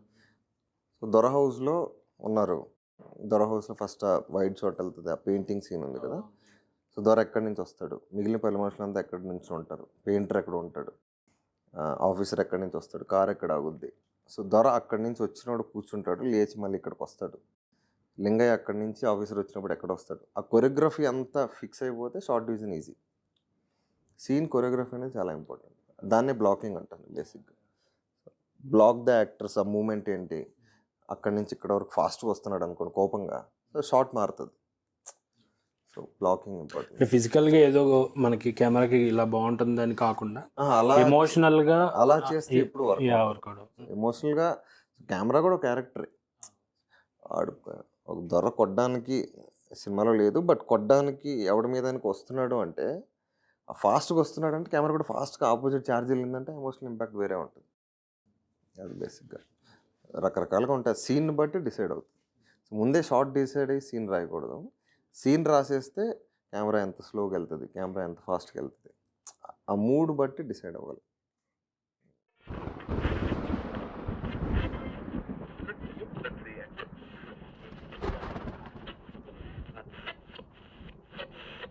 వాట్ అబౌట్ కలర్ ప్యాలెట్స్, అసలు ఎలా డిసైడ్ చేశారు, ఎందుకు ఆ particular colour? Yeah, for example first మాకు ఫారెస్ట్లో సినిమా తీస్తున్నాము, గ్రీన్స్ మొత్తం ఎక్కడ పెట్టినా మీకు గ్రీన్స్ కనబడుతుంటుంది. ఆ గ్రీన్స్కి వచ్చే ఫ్యామిలీలో what compliments it, what not compliments it, దాన్ని బేస్ చేసుకుని మిగతా కలర్స్ అన్ని డిసైడ్ చేశాం. ఫర్ ఎగ్జాంపుల్ దొర ఒక 4-5 కాస్ట్యూమ్లు వేసుకుంటాడు సినిమాలో. అది ఎలా డిసైడ్ చేసామంటే ఫస్ట్ అప్పర్ డామినేటింగ్ పొజిషన్లో ఉంటాడు దొర సినిమా స్టార్ట్ చేస్తే. మెల్లిమెల్లిగా హీఈస్ లూజింగ్ హిమ్సెల్ఫ్, క్లైమాక్స్లో ఫైనల్గా he loses himself completely and dies. So first సీన్లో మీరు చూస్తే ఫస్ట్ దొర కనపడినప్పుడు he wears bright red colour, మళ్ళీ మెల్లిగా డల్ అవుతూ ఉంటుంది కలర్ సినిమాలో చూస్తే, ఫైనల్గా బ్లాక్లోకి వస్తాడు. సో ఎవ్రీ క్యారెక్టర్కి అలా డిజైన్ చేస్తాం. అంటే మిగిలిన క్యారెక్టర్స్కి అంతా బట్టలు పెద్ద చేంజ్ ఏమి ఉండదు కాబట్టి, సో దొర ప్రామినెంట్ కాబట్టి దొర గురించి చెప్తున్నాం. సో అది మన విలేజ్ సెటప్ అంతా కొంచెం ఆర్గానిక్గా ఉంటాయి కలర్స్. దొర దగ్గరికి మాస్టర్ దగ్గరికి వచ్చేటప్పుడు వీ యూజ్ డిఫరెంట్ కలర్స్ అలాగా. సో మాస్టర్కి ఏమన్నా అలాంటి మెటఫర్ ఏదైనా అలాంటి మెటఫర్ లాంటిది ఏం లేదు. బేసిక్గా 2 కాస్ట్యూమ్లే ఉంటాయి మాస్టర్కి. స్కూల్లో చూపించినప్పుడు ఒకటి, అంటే ఆ యాక్సిడెంట్ జరిగినప్పుడు ఒకటి, తర్వాత ఒకటి వేసుకుంటాడు. సో అలాగనే ఏం లేదు. సో బేసిక్గా మాస్టర్కి కొంచెం ఎలా తీసుకున్నాం అంటే క్లాసులు చెప్పేటప్పుడు కొంచెం ప్రశాంతంగా కనపడాలి ఆ స్కూల్లో. నెక్స్ట్ యాక్సిడెంట్ అయ్యి డల్ మూమెంట్లో ఉంటున్నాడు కాబట్టి వేరే చిన్న డల్ కాస్ట్యూమ్, గ్రీనిష్ ఏదో లైట్ గ్రీన్ కాస్ట్యూమ్లో ఉంటాడు. ఒక యాక్సిడెంట్ అయిపోయి దెబ్బలు తగిలి బాగా అయిపోయిన తర్వాత కొంచెం అంటే జనాలకి హితం చెప్పే మూడ్లో ఉంటాడు కాబట్టి బ్లూ మెయింటైన్ చేసాం అక్కడి నుంచి, కొంచెం బ్రైట్ వెళ్ళినా పర్లేదని. ప్లస్ గుంపులో అందరినీ క్యారెక్టర్స్ అందరినీ నిల్చోబెడితే మాస్టర్ సపరేట్ కనపడాలి. సో దాన్ని బట్టి కొంచెం బ్రైట్ కలర్ బ్లూకే వెళ్ళాం. అలాగా సినిమాటోగ్రఫీ చాలా బాగా నచ్చింది నాకు యాక్చువల్లీ. బేసిక్గా సినిమాటోగ్రఫీలో షార్ట్ మేకింగ్ కింద పక్కన పెడితే main lighting, grading, that's what ఒక సినిమాటోగ్రాఫర్కి ఇంకో సినిమాటోగ్రాఫర్కి డిఫరెన్స్ అక్కడే ఉంటుంది. చాలా లైట్ అప్ బాగా చేశాడు సురేష్. ఎక్కువ నైట్ సీన్స్ చాలా ఆర్గానిక్గా ఉంది. ఆ లైటింగ్ ఏదో సినిమా అనేది ఎవరికి తెలీదు, అంటే ఇమ్మర్సివ్గా ఉంది. అవును. గ్రేడింగ్ విషయంలో కూడా చాలా డిస్కషన్ జరిగాయి. ఫైనల్లీ చాలా బాగా వచ్చింది గ్రేడింగ్ కూడా.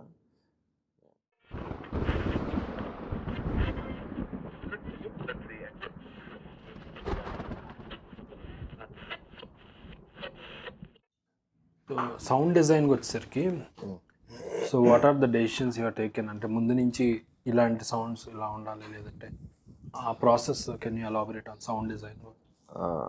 అంటే బేసిక్గా స్క్రిప్ట్ రాసినప్పుడే తెలుసు రేడియోను ప్లస్ మనం ఫారెస్ట్లోకి వెళ్ళినప్పుడు యాంబియన్స్ చాలా చెప్తుంది మనకి ఇన్ఫర్మేషన్, డైలాగ్స్ రూపంలోనూ విజువల్స్ రూపంలోనూ కాకుండా సౌండ్ వైజ్ రేడియోలో వచ్చే వాయిసెస్ ఎలా ఉండాలి, మామూలుగా బ్లంట్గా ఎవడో మాట్లాడేసినట్టు ఉండాలా, లేకపోతే గ్యాప్స్ వచ్చినట్టు ఉండాలా.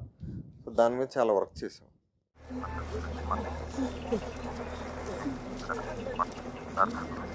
అన్నం, మునగాకు,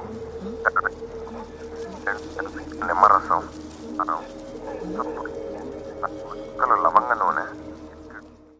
చాలా ఆకాశవాణి పాత రోజుల్లో రికార్డింగ్స్ ఏమన్నా ఉంటే తెప్పించుకొని, అప్పట్లో వాయిసెస్ ఎలా ఉండేటివి, ప్రోగ్రామ్స్ ఎలా ఉండేవి, వాళ్ళ మోడ్యులేషన్ వేరేలా ఉంటుంది. వచ్చిన మోడ్యులేషన్ని మనం బేసిక్గా రేడియో అడవిలోకి వెళ్ళినప్పుడు వాయిసెస్ క్లియర్గా రాకూడదు. ఆ స్టాటిక్ సౌండ్స్ మధ్యలో నుంచి అప్పుడప్పుడు ఏదో సెంటెన్స్ మాట్లాడితే ఆ సెంటెన్స్లో కొన్ని పదాలు మాత్రం వీళ్ళకి వినపడాలి, అది కట్టుగా వినపడాలి. ఆ వినపడిన పదాలను వీళ్ళు ఏదో అనేసుకుని మాట్లాడేస్తున్నారు అనుకోవటం బేసిక్గా ఐడియా. సో దాని మీద ఫస్ట్ మేము సింగ్ సౌండ్ చేద్దాం అనుకున్నాం, సింగ్ సౌండ్ అంబియన్స్ అంతా రికార్డ్ చేద్దాం అనుకున్నాం. బట్ నేను అలవాటు పడిన మేకింగ్లో సెట్స్లోకి వెళ్ళినప్పుడు బికాస్ ఆఫ్ నా వల్లే సింగ్ సౌండ్ అవ్వదు. పెద్ద పెద్ద సెటప్లు ఉంటాయి, మధ్య మధ్యలో ఇన్స్ట్రక్షన్స్ ఇస్తూ ఉంటాం. కొంచెం ఎందుకు ఇబ్బంది మళ్ళీ కష్టపడాలి అని చెప్పి ఫంక్గా డబ్బింగ్కి వెళ్దామని షూటింగ్కి వెళ్ళే ముందు డిసైడ్ అయిపోయాం.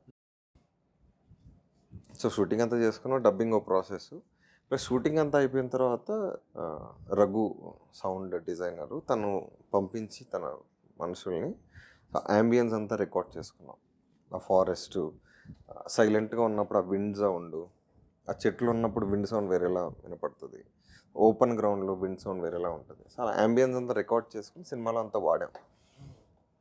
సినిమాలో అంతా వాడాం. ప్లస్ మేజర్ ఎక్సర్సైజ్ ఆ రేడియో. సో బేసిక్గా మన గిజ్ అనే సౌండ్ బాగా బోర్ కొట్టేస్తూ ఉంటుంది, చిరాకు వస్తుంది. ఎక్కువ వాడేసామంటే ఆ సినిమా కట్టేసి ఆపేసే సిచ్యువేషన్ కూడా ఉంటుంది. దాన్ని ఎక్కువ బోర్ కొట్టించకుండా దాన్ని ఎలా డిజైన్ చేయాలి, రేడియో కనపడినప్పుడంతా గిజ్ అని వస్తూ ఉండాలి. ప్లస్ ఆ సీన్లో ఉన్న ఎమోషను, సీన్ వెళ్ళే పద్ధతిని బట్టి కొంచెం అది మ్యూట్ చేసుకుంటా, మ్యూజిక్ని ఎలివేట్ చేసుకుంటా. మిక్సింగ్లో చాలా టైం స్పెండ్ చేసాం.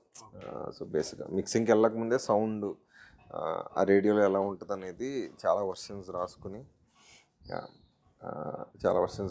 ఒక పాటలు ఏమేమి రావాలి అన్న స్క్రిప్ట్ స్టేజ్లోనే డిసైడ్ అయిపోయి, ఈ పదాలు వినపడాలి అంటే ఆ పదాలు వచ్చేట్టు బ్లంట్గా ఏదో ఒక సెంటెన్స్ రాసేసుకుని అది రికార్డ్ చేసి పెట్టుకుని ఆ పదాలు ఉన్న దగ్గర ఓపెన్ చేసేవాళ్ళం సౌండ్. సో చాలా ఎక్సర్సైజ్ జరిగింది. సో బేసిక్గా రఘు అంటే is a very senior most, అంటే మన బయట తన పేరు ఎక్కువ మార్కెటింగ్లో వినపడదు కానీ చాలా సినిమాలు తనే చేస్తాడు తెలుగులో. పూరి జగన్నాథ్ గారు కానీ, శివకొరటాల రాజమౌళి గారు, అన్ని సినిమాలు సౌండ్ అతనే చేస్తాడు. దీనికి కొంచెం అతనికి కూడా కొత్త ఎక్స్పీరియన్స్. ఇలాంటిది మన సౌండ్ మీద ఎక్కువ శ్రద్ధ పెట్టడం, సౌండ్ ఎఫెక్ట్లు వేయటం, ఇయే వర్క్ ఉంటుంది వాళ్ళకి ఎక్కువ. సో ఇది కొంచెం సౌండ్ డిజైనింగ్ ప్రాసెస్ కాబట్టి అతను కొంచెం ఎక్కువ ఎఫర్ట్ పెట్టి బాగా చేశారు.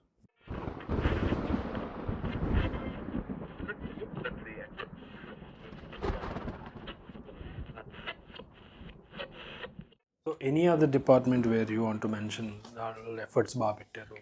అందరూ సో కాస్ట్యూమ్స్ విషయానికి వస్తే Geetha Shilpa, so they did lot of exercise. So అంటే ఏంటి, what kind of exercise? So ఒకసారి కథ చెప్పినప్పుడు ట్రైబల్స్ అంటే, సో బేసిక్గా మనకు సినిమాలో ట్రైబల్స్ దూరంగా బతుకుతున్నారు అంటే వాళ్ళకి టాటూలు, వింత వింత డ్రెస్సులు ఏ ఉంటాయి కదా. మన జనరల్గా సినిమాలు చూడటం వల్ల ప్రీ కన్సీవ్ నోషన్గా నాకు అలా వద్దు, సింపుల్గా డిజైన్ చేద్దాం, వీళ్ళు కూడా మనలాగే ఉన్నారే అన్న ఫీలింగ్ ఆడియన్స్కి రావాలి. సో సింపుల్గా వెళ్ళిపోతాం. సింపుల్గా వెళ్ళటం కూడా చిన్న చిన్న సింబల్స్ వేసుకుంటూ వాళ్ళు వేసే, మీకు చాలా గమనించరు కానీ వాళ్ళు వేసే దీంట్లో కూడా ఏదో ఒక మీనింగ్ ఉంటుంది.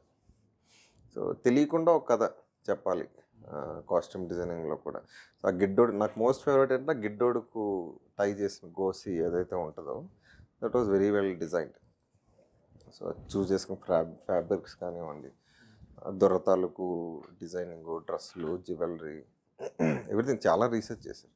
అంటే మేము బేసిక్గా సినిమాలో చూసిన ఒక వర్షన్ అయితే దానికి 100 ఆప్షన్స్ అనుకుంటాం, ఎలా ఉండాలి వాళ్ళ మేకప్ ఎలా ఉండాలి. సో అన్నీ చాలా డిస్కషన్స్ జరిగాయి. End of the day what you see is what we finalise.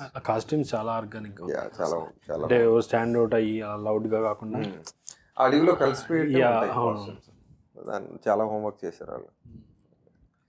అది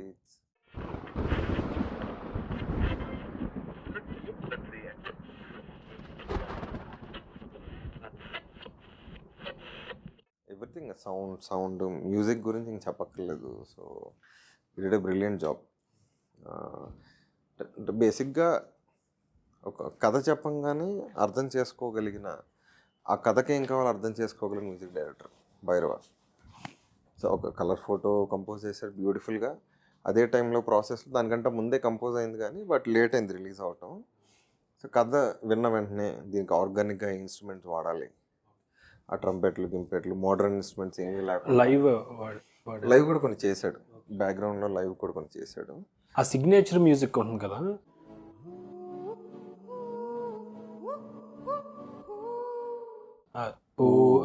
తన హమ్మింగ్ అది తన హమ్మింగ్ చాలా బాగుంది. అది first design, one of the first design చేసిన మ్యూజిక్లో అదొకటి.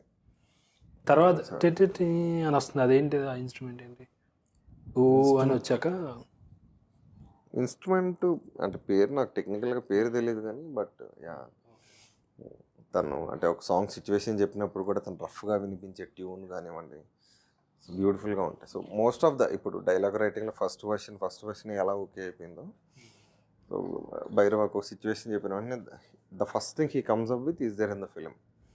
అంటే అంటే అంత బాగా అర్థం చేసుకుంటాడు బేసిక్గా. So one of the finest music. అంటే ఎమోషనల్ లెవెల్లో షూటింగ్లో ఇక్కడ ఉందంటే మ్యూజిక్తో ఇంకో లెవెల్ తీసుకెళ్ళాడు. అంటే అన్ని డిపార్ట్మెంట్స్, విఎఫ్ఎక్స్ ఫనీ చేశాడు. So he did a good job. అందరూ మీకు సినిమా చూసినప్పుడు ఒక విషయం నచ్చింది అంటే అందరూ బాగా చేస్తేనే నచ్చుతుంది. Collective efforts. మన direction department most of the ఎవరికి తెలియకుండా వెనకాల ఉండే డిపార్ట్మెంట్ అంటే డైరెక్షన్ డిపార్ట్మెంట్. వాళ్ళ ఎఫర్ట్స్ చాలా ఉంటాయి. ఇంకా నేను కూడా 7 years డెస్టినేటర్ పనిచేసాను కాబట్టి సో ఎవ్రీబడి, ఆ లైట్ మ్యాన్ దగ్గర నుంచి ప్రొడక్షన్ ఎవ్రీబడి. అంటే ఒక ఫస్ట్ సినిమా మోస్ట్ డిఫికల్ట్ లొకేషన్స్లో సింగిల్ స్కెడ్యూల్లో గ్యాప్ లేకుండా షూట్ చేయడం అంటే అది మామూలు విషయం కాదు.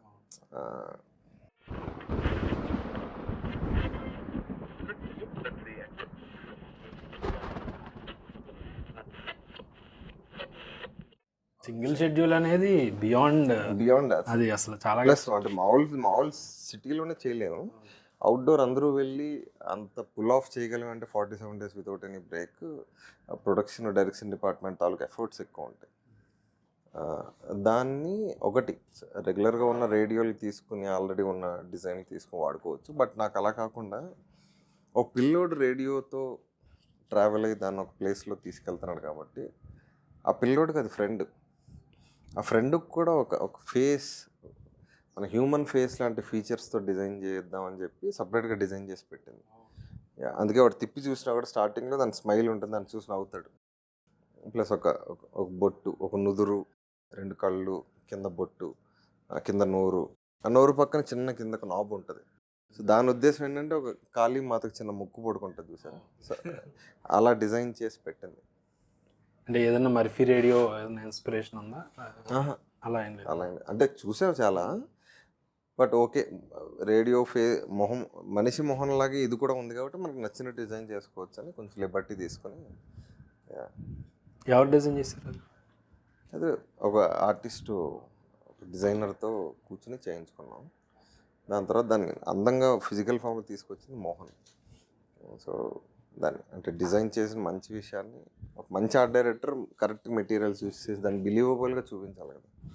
ఆ కలర్ కాంబోకి ఏంటి ఎనీ అదర్ రీజన్? అది కూడా మనం కాస్ట్యూమ్స్, లైటింగ్, గ్రేడింగ్ ఎలా సెలెక్ట్ చేసామో అడవిలో గుడి లోపల గుడి వుడ్ కలర్, చెట్టు కలరు, సో దానికి కొంచెం ఆర్గానిక్గా దాన్ని బేస్ చేసుకుని ఆ కలర్స్ డిసైడ్ చేసి.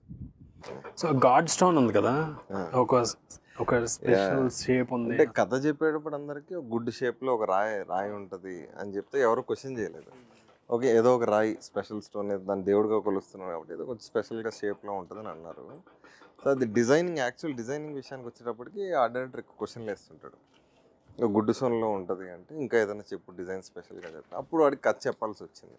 ఆ కథ ఇప్పుడు నేను చెప్పను, చెప్పండి మాకు అయ్యే కావాలి. సో దానికో పెద్ద ఆ గాడ్ స్టోన్ ఏంటి, అక్కడ ఎందుకు ఉంది, ఆ షేప్ బ్యాక్ స్టోరీ రాసుకున్నారు మీరు? అది ముందే ఉంది, ఈ కథ రాయక ముందే మామూలుగా ఒక బ్యాక్ స్టోరీ ఉంది. ఓకే, ఒక సినిమాకి సంబంధించిన కథే ఉంది. ఓ కొంచెం అట్లీస్ట్ బ్రీఫ్గా కొంచెం చెప్పేస్తే దాని బ్యూటీ పోద్ది. సో బేసిక్గా దట్ హ్యాస్ అ స్టోరీ. అది అక్కడికి ఎందుకు వచ్చింది, ఆ షేప్లో ఎందుకు ఉంది, వీళ్ళెవరో రాకముందు అది అక్కడికి వచ్చింది, అదేదో దానికి ఒక పెద్ద కథ ఉంటుంది. అది పాసిబిలిటీ ఉన్నప్పుడు ఒక సినిమాగా తీద్దామని. Okay okay then it's okay we can so understand. బేసిక్గా ప్రతి డీటెయిలింగ్కి ఒక రీజన్ ఉంటుంది దాంట్లో. ఒక ఆ సైడ్లో చిన్న కర్వ్ వచ్చి పైన రౌండ్ ఉంటుంది, ప్లస్ చుట్టూ రౌండ్గా ఉంటుంది. బేసిక్ ఈ కథలో అదొక రాయే, అంతకుమించి దీని గురించి డిస్కస్ చేయొద్దని చెప్పి ఇంకో కథలో అది కింగా దాని కథ ఒకటి ఉంటుంది. ఇది రేడియో కథ ఎలాగో దానికి కథ ఉంటుంది. మొత్తం చాలా సీడ్స్ వేసారు అనమాట ఇందులో ఫ్యూచర్కి. చాలా ఉంటాయి లీడ్స్ చాలా ఉంటాయి. ఓకే ఓకే పాసిబిలిటీ ఉన్నప్పుడు మనం అది తీయగలిగే అవకాశం ఉన్నప్పుడు.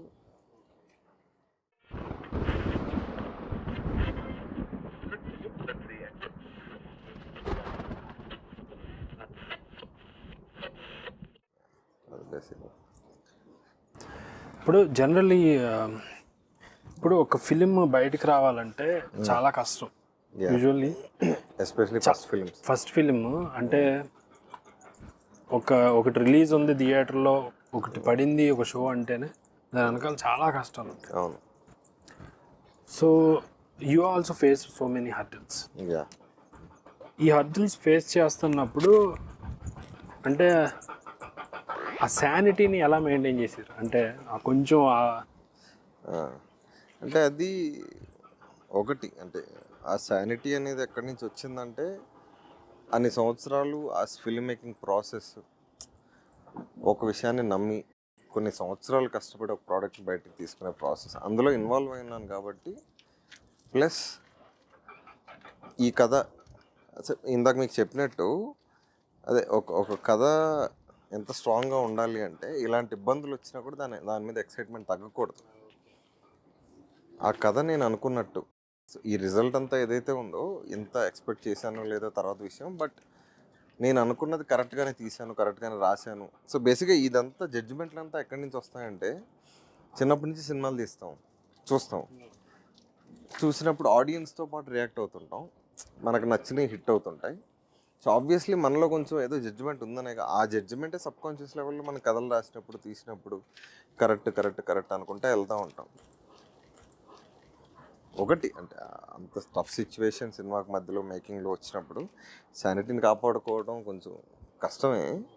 ఎంత మెంటల్గా స్ట్రాంగ్గా ఉన్నాము అనుకున్నా కూడా, బట్ ఇది ఇక్కడ ఆగిపోతే ఇంక జీవితం లేదు అన్న సిచ్యువేషన్లో వచ్చినప్పుడు దాన్ని కొంచెం పట్టుకుని బయటికి తీసుకురావడం అనేది ఉంది. ఎంతో కొంత టీము ఫ్యామిలీ ఎంతో కొంత మోరల్ సపోర్ట్ ఉంది. But end of the day నువ్వు డిసైడ్ అవ్వాలి, దీన్ని ఇక్కడ వదిలేయటమా లేదు దీన్ని తీసుకుని నమ్మిన దాన్ని ఫినిష్ చేసి బయట పెట్టమా అన్నది. అదే ఎండ్ ఆఫ్ ద డే కథ ఒక్కటే. ఆ కథలో నీకు ఎక్సైట్మెంట్ పోయిందంటే ఎందుకు అంత కష్టపడాలి, నేను ఎందుకు పడాలి ఒక సినిమాని బయట తీసుకురావడానికి? దీన్ని వదిలేసి ఇంకో సంవత్సరం కష్టపడితే ఇంకో కథ చెప్తే వేరే వాడు ఒక సినిమా తీస్తాడు కదా. కథే ఎండ్ ఆఫ్ ద డే. నా కథ నేను అనుకున్నట్టు తీశాను, ఎవరేమన్నా కూడా నాకు నమ్మకం ఉంది దీని మీద, దీన్ని బయటికి తీసుకెళ్తే ఆడియన్స్ నిజం చేస్తారు అని మనసులో ఉంది. కాబట్టే 2 years డిలే అయినా కూడా finally able to get it out. ఆ conviction again comes down to instincts. ఎంత స్ట్రాంగ్గా నువ్వు ఇన్స్టింక్ట్స్ నిన్ను, అది తప్పవచ్చు, దాన్ని బలంగా నమ్మేసామంటే కరెక్ట్ అయిపోద్ది. నాకేమాత్రం సినిమా మీద డౌట్ ఉన్నా పోయి ఉండేదేమో. నాకు ఏ రోజు కథ రాసుకున్నప్పటి నుంచి రిలీజ్ అయ్యేంత వరకు ఒక్క రోజు కూడా ఒక్క సెకండ్ కూడా ఈ సినిమా వర్కౌట్ అవ్వదు అనే డౌట్ నాకు లేదు. 199 మంది lot of people told me this is sub standard product, చెత్తబుట్లో వేసేసి నువ్వు వేరే కథ రాసుకుంటే నువ్వు కెరీర్ ఉంటుంది, ఈ సినిమాతో బయటకు వెళ్తే నీకు కెరీర్ ఉండదు, ఇక్కడి నుంచి ఇటే ఇంటికి వెళ్ళిపోతావు. చాలా హార్ష్గా కూడా చాలామంది మాట్లాడారు పెద్ద వాళ్ళు. ఓకే, వాళ్ళు చెప్పింది ఏమి బ్యాడ్ ఉద్దేశంతోనే కాదు, మేబీ నాకు మంచి కోరే చెప్పుంటారు. బట్ వాళ్ళు చెప్పిందాన్ని నేను నైట్ ఇంటికి వెళ్ళి ఆలోచించుకొని, వాళ్ళు చెప్పింది నమ్మకం ఉందా, నా కథ మీద నాకు నమ్మకం ఉందా, అలా నేను క్వశ్చన్ చేసుకున్న ప్రతిసారి నా సినిమా మీద ఎక్కువ నమ్మకం ఉంది. మేబీ ఒక కొత్త సినిమా వాళ్ళకి అర్థం ఉండకపోవచ్చు. రెగ్యులర్ కాంటెక్స్ట్లో లేదు ఇది, కమర్షియల్ వాళ్ళు రెగ్యులర్గా సినిమాలు చూసిన కాంటెక్స్ట్లో లేదు ఇది. మేబీ దానివల్ల వాళ్ళు తప్పుగా జడ్జ్మెంట్ అనేది, అంటే ఇప్పుడు సినిమా రిలీజ్ అయిన తర్వాత కూడా కొంతమందికి నచ్చలేదు, ఉన్నారు కొంతమంది బోర్ కొట్టిందని, స్లో ఉందని, ఆ సెక్షన్ ఉంటూ ఉంటుంది. అందరినీ మనం కన్విన్స్ కష్టం అలా అంటారు కొంతమంది. బట్ మ్యాక్సిమం నేను అనుకున్నదే ఎక్కువ రీచ్ అవుద్ది అని చాలా కాన్ఫిడెన్స్ ఉంది. ఏ రోజు డౌట్ పడలా. సినిమా చాలామంది చెప్పారు, అంతమంది చెప్తున్నావు కూడా నువ్వు మొండిగా ఎందుకు వెళ్తున్నావు ముందరికి, చూసుకో చూసుకో చూసుకో అని చాలామంది చెప్పారు. But end of the day there are people who believed strongly నేను ఆలోచిస్తుంది కరెక్టే అని నమ్మారు కాబట్టి వాళ్ళ సపోర్టు.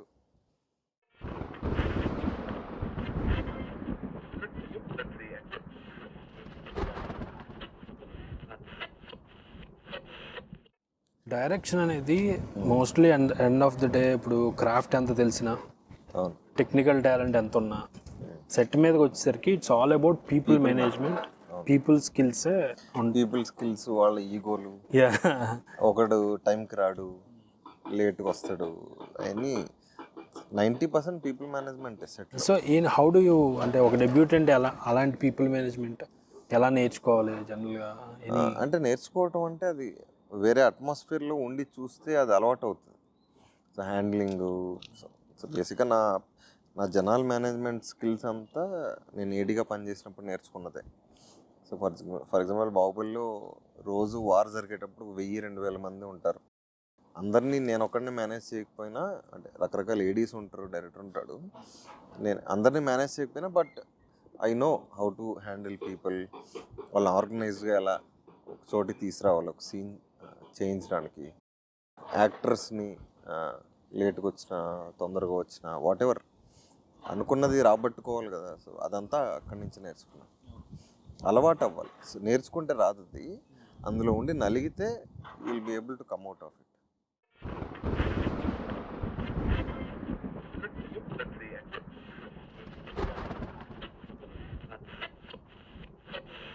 ఇప్పుడు మీరు ఒక యూనిక్ కథతో వచ్చారు. జనరల్గా డెబ్యూటెంట్ ఒక డెబ్యూ ఫిలింకి ఎలాంటి కథతో అయితే ఉంటే, కొంతమంది కమర్షియల్ అయితేనే బెటర్ అంటారు, కొంతమంది రామ్ కామ్ బెటర్ అంటారు, కొంతమంది యూనిక్ కథ మీలాంటిది బెటర్ అంటారు. ఇలా రకరకాల క్వశ్చన్స్ వస్తాయి కదా ఎనీ డెబ్యూటెంట్కి, ఎలాంటి కథతో నేను ఫస్ట్ సినిమా చేయాలనేది. సో అక్కడ ఎలా కాల్ తీసుకోవాలి ఒక డెబ్యూటెంట్? ఒకటి, ఏ సినిమా తీసినా, కమర్షియల్ సినిమా తీసినా, రామ్ కామ్ తీసినా, ఆ రామ్ కామ్ని మిగతా 100 రామ్ కామ్లు ఉంటాయి. నా పాయింట్ ఆఫ్ వ్యూ కొత్తగా ఉందా? ఇప్పుడు కామెడీ తీస్తున్నామంటే నా స్టైల్ కామెడీ ఉందా? రెగ్యులర్గా చూసే కామెడీ కన్నా నాది ఎంత డిఫరెంట్? లేదా కొంతమంది రెగ్యులర్ కామెడీనే తీస్తాం, సేఫ్లో వెళ్ళిపోతామని రాసేస్తుంటారు. బట్ వాళ్ళ పర్సనాలిటీని బేస్ చేసుకుని ఉంటుంది. నేను తీసుకునే ప్రతి కథ కమర్షియల్ సినిమా తీసినా కూడా దాంట్లో కోర్ పాయింట్ కొంచెం యూనిక్గానే చూసుకుంటా. సో బేసిక్గా అది యూనిక్గా చేసుకోగలిగామంటే ఒక రెగ్యులర్ సీన్ పడినా కూడా కొత్తగా కనపడుతూ ఉంటుంది ఆడియన్స్కి, because of the setup. So నేను ఇది చాలామంది అన్నారు, ఎవరో వినని కదా, కొంచెం బాగా రిస్క్ ఏమో అని చెప్పి చాలామంది అపోజ్ చేశారు. బట్ నేను దీన్ని ఎలా చూశానంటే మోస్ట్ సేఫెస్ట్ ఫిలిం లాగా చూశాను దీన్ని. ఎందుకంటే దేవుడి గురించి మాట్లాడుతున్నాం. దేవుడు అనే ఐడియా మోస్ట్ కమర్షియల్ ఐడియా ప్రపంచంలో. దాన్ని కొంచెం సింపుల్గా, కొంచెం మనకు కథలో ఎంత అవసరమో అంత కమర్షియల్ చేసుకుంటూ, ఇంటర్వల్ బ్లాక్ కానివ్వండి, దింసారి లైక్ క్లైమాక్స్ ఎంత కమర్షియలైజ్ చేసుకునే అవకాశం ఉంటే అక్కడక్కడ చేసుకుంటూ దీన్ని కొంచెం సింప్లిస్టిక్గా చెప్తే, దేవుడు అనే కాన్సెప్ట్ మంచి ప్రీచీగా చెప్తే బోర్ కొట్టేస్తుంది. అక్కడక్కడ ఉంటాయి ప్రీచీగా, దాన్ని అవాయిడ్ చేయలేని విషయం అది. బట్ ఓవరాల్గా ఒక సింపుల్గా దీన్ని క్లారిఫై చేయాలి అందరికీ. దేవుడని నమ్మినోడికి సినిమా నచ్చాలి, నమ్మనోడికి సినిమా నచ్చాలి. చాలా బ్యాలెన్స్ చేసుకుంటూ రాసాను. కొంచెం రిస్క్ అసలు లేదనుకున్నా సినిమా. చాలామంది రిస్క్ మేకింగ్ విషయంలో, దాని విషయంలో చాలా కంప్లైంట్స్ ఉన్నాయి, కానీ బట్ ఆ కథకు అది సరిపోతుంది. ఎండ్ ఆఫ్ ద డే ఒక ఫ్రెష్ మైండ్తో వచ్చి చూసిన ఆడియన్స్కి ఇది ఎక్కేస్తుంది, and at least maximum number of ఆడియన్స్కి. సో ఆ కాన్ఫిడెన్స్ బలంగా ఉంది కాబట్టి మీరు అన్నట్టు మధ్యలో డిస్టర్బెన్స్ వచ్చినా కూడా ఆ నమ్మింది స్ట్రాంగ్గా నమ్మాలి. సో ఒక విషయాన్ని నువ్వు నమ్ముతున్నావు అంటే దాన్ని 200% ఇచ్చేయాలి. అదే నేను ఇందాక చెప్పినట్టు బాగా నమ్మేస్తే రేడియో దేవుడు అయిపోయింది, బాగా నమ్మేస్తే ఒక రాయి దేవుడు అయిపోతుంది, బాగా నమ్మేస్తే నిత్యానంద్ ఒక దేవుడిలా కనపడతాడు. నమ్మితే కరెక్ట్ అయిపోతుంది. End of the day human psychology, అది హిట్ అవుద్దన్ను గట్టిగా నమ్మేసి మొత్తం ఇచ్చేసావు అనుకో, దానికి హిట్ అవుతుంది అది. ఎందుకంటే నాకు కన్విక్షను అది కనపడుతుంది జనాలకు చూసేటప్పుడు, హానెస్టీ. అది నేను ఈ సినిమాని కాదు ప్రతి సినిమాలో అది ఫాలో అవుతాను. ఓకే, నెక్స్ట్ తీసేది అంచుమంచు కొంచెం కమర్షియల్ ఫార్మాట్లోనే ఉంటుంది, బట్ కోర్ పాయింట్ యూనిక్ ఉంటుంది. దాన్ని నేను కమర్షియల్ ఫార్మాట్లో ఉంది కదా రెగ్యులర్ అని ఆలోచించకూడదు నేను. సో కోర్ పాయింట్ని పట్టుకొని దాన్ని ఎంత కొత్తగా రాయాలో, దాన్ని నేనైతే ఎలా చూస్తానో అది కొంచెం డిఫరెంట్గా చేయగలిగితే జనాలు ఊరికే థియేటర్లకి ఓటీటీలో కూడా ఎవరు చూడడం, థియేటర్లకి ఎవరు రారు అని అంటున్నారు, కానీ ఓటీటీలో కూడా నువ్వు సినిమా మంచిగా దిగిపోతే ఎవరు చూడడం. ఓటీటీలోనే కట్టేసి వెళ్ళిపోతారు, వాళ్ళ కంఫర్ట్ ఉంది కాబట్టి. 2 గంటల సినిమా ఇంట్లో కూర్చుని ఎందుకు చూడాలి? ఎంతో కొంత యూనిక్ ఎక్స్పీరియన్స్ ఇవ్వకపోతే జనాల సినిమాలకి థియేటర్లు కాదు, ఓటీటీ కాదు, ఫోన్లో ఉన్నా కూడా ఎవరు చూడట్లేదు. యూట్యూబ్లో కూడా ఎవడు చూడడు, ఫ్రీగా యూట్యూబ్లో పెట్టినా కూడా ఎవడు చూడడు నచ్చకపోతే. సో అది ఆ ఎలిమెంట్స్ అన్నీ మైండ్లో పెట్టుకొని రాసుకునేటప్పుడు తీసేటప్పుడు కొంచెం యూనిక్ ఎక్స్పీరియన్స్ ఇవ్వగలిగే సినిమాలు తీస్తే డెఫినెట్గా జనాలు సినిమాలు చూస్తారని ఉద్దేశం. అలాగే అందరూ డెబ్యూ డైరెక్టర్స్ కూడా వాళ్ళు end of the day commercial cinema తీద్దాం అనుకుంటున్నాను, కొంచెం కొత్తగా తీద్దాం అనుకుంటున్నాను అన్నది వాళ్ళ డెసిషను. బట్ తీసింది make sure you have your signature in it. Comedy తీస్తున్నావు అంటే నీకంటూ వీడి కామెడీ స్టైల్ ఏదో కొత్తగా ఉంది, వీడు లవ్ అనే విషయాన్ని చెప్పే పద్ధతి కొత్తగా ఉంది, వీడు ఆకాశవాణి తీశాడు వీడేదో కొత్తగా ఆలోచిస్తున్నాడు అని, లేదా ఒక మంచి మాస్ మసాలా తీసావంటే నీ మాస్ మసాలా సినిమా తీ. అలా అది important end of the day. So వాళ్ళ ఓన్ ఐడెంటిటీ అందులో పెట్టాలి. ఉండకపోతే ఏదో సినిమా గుర్తుండదు జనాలు. ఫస్ట్ ఆఫ్ ఆల్ సినిమా చూసి ఎంజాయ్ చేసి వెళ్ళిపోతారు, బట్ మాట్లాడుకోవాలి. జస్ట్ అందరి మూవీ లాగా మాట్లాడుకోవాలి. వీడేదో కొత్తగా తీశాడు వాడేదో, అలా మాట్లాడితేనే అది వేరే లెవెల్ బూస్ట్. అది నెక్స్ట్ నువ్వు చేసే కథలకి. సో సేఫ్ సినిమా తీసి సెట్ అయిపోతే మళ్ళీ సేఫ్ సినిమాలా తీస్తూ ఉంటాం. సినిమా తీయడం పెద్ద రిస్క్, అందులో సేఫ్ చూడటం అనేది నాకు అర్థం కాదు బేసిక్గా. ఫస్ట్ ఆఫ్ ఆల్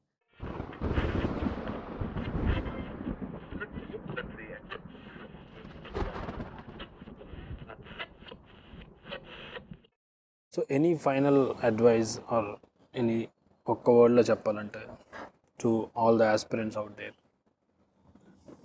అదే who are dreaming and they want to come here, they most of them see glamour here. So అలాంటి సో బేసిక్ ఏంటంటే ఇనీషియల్గా ఎనీ ఆస్పిరెంట్కి నేనైనా కూడా సినిమా అనేది ఎప్పుడు ఫ్యాసినేషన్. సినిమాలోకి వెళ్ళాలి, యాక్టర్ అవ్వాలి, డైరెక్టర్ అవ్వాలి, ఫస్ట్ మొదలవటం ఫ్యాసినేషన్తోనే స్టార్ట్ అవుతుంది.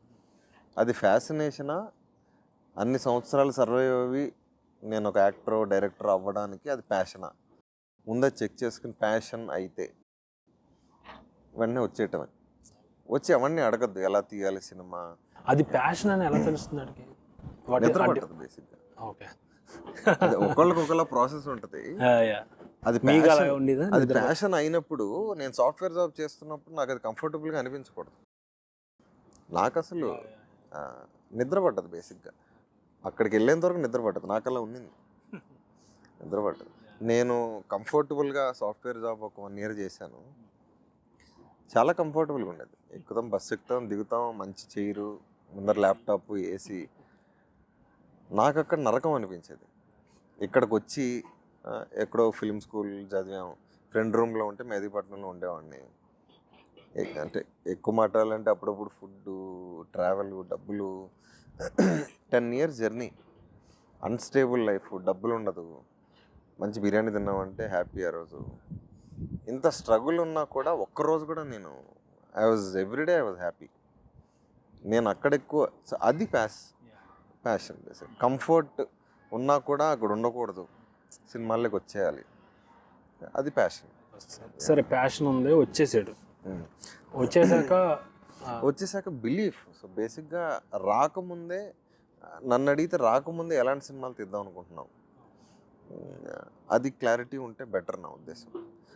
ఎందుకంటే ఎలాంటి సినిమాలు నీలాంటి సినిమాలు తీద్దాం అనుకున్నాం క్లారిటీ రాకముందే ఉందనుకోండి, ఆ వైపే అడుగులేస్తూ ఉంటాం.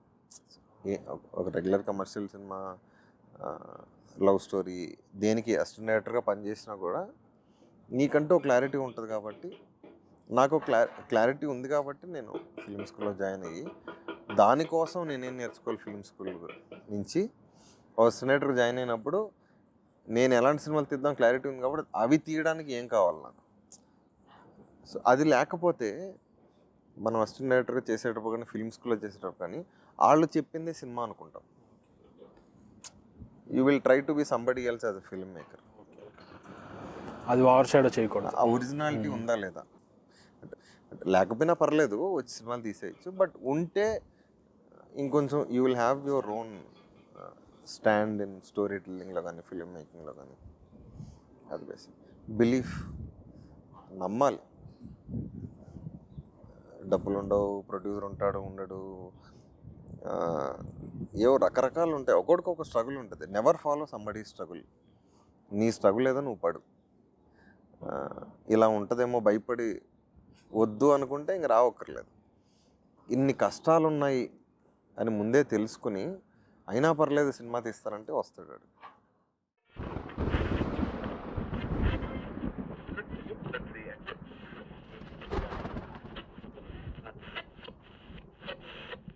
సో మెయిన్గా key take away is that passion and belief. రెండు స్ట్రాంగ్గా ఉంటే సో ఎంత నమ్ముతున్నావు నువ్వు కథలు చెప్పగలవని, నువ్వు సినిమాలు తీయగలవని ఎంత నమ్ముతున్నావు. నమ్మి వచ్చేసిన తర్వాత చాలామంది నీ వల్ల కాదు, ఇవన్నీ ఉంటాయి. నాకు కూడా జరిగాయి. సినిమా తీసింది వర్కౌట్ అవ్వదు, వాళ్ళు అలా అన్నా కూడా నీకు అనిపిస్తూ ఉంది అనుకో, అది వర్కౌట్ అవుతుంది. బికాస్ ఏదో సినిమాలు చూసి జడ్జిమెంట్లు ఉండే ఆ డెసిషన్ తీసుకుని ఉంటావు కదా నువ్వు. వాళ్ళంతా చెబుతున్నా కూడా నీకు వర్కౌట్ అవుతుంది నా సినిమా అనిపించింది అనుకో, డెఫినెట్గా వర్కౌట్ అవుతుంది. Maybe not for the wider audience, కొంతమంది నీకంటూ ఒక ఆడియన్స్ ఉంటారు. వాళ్ళని ఆడియన్స్ పట్టుకుని నువ్వు పెంచుకుంటా వెళ్తావు. ఒక సినిమానే కాదు కదా, you will make lot of films. Thank you so much Ashwin, thank you for your time. Beautiful advice అసలు. It was pleasure and longest interview. I also enjoyed. Thank you. Thank you so much.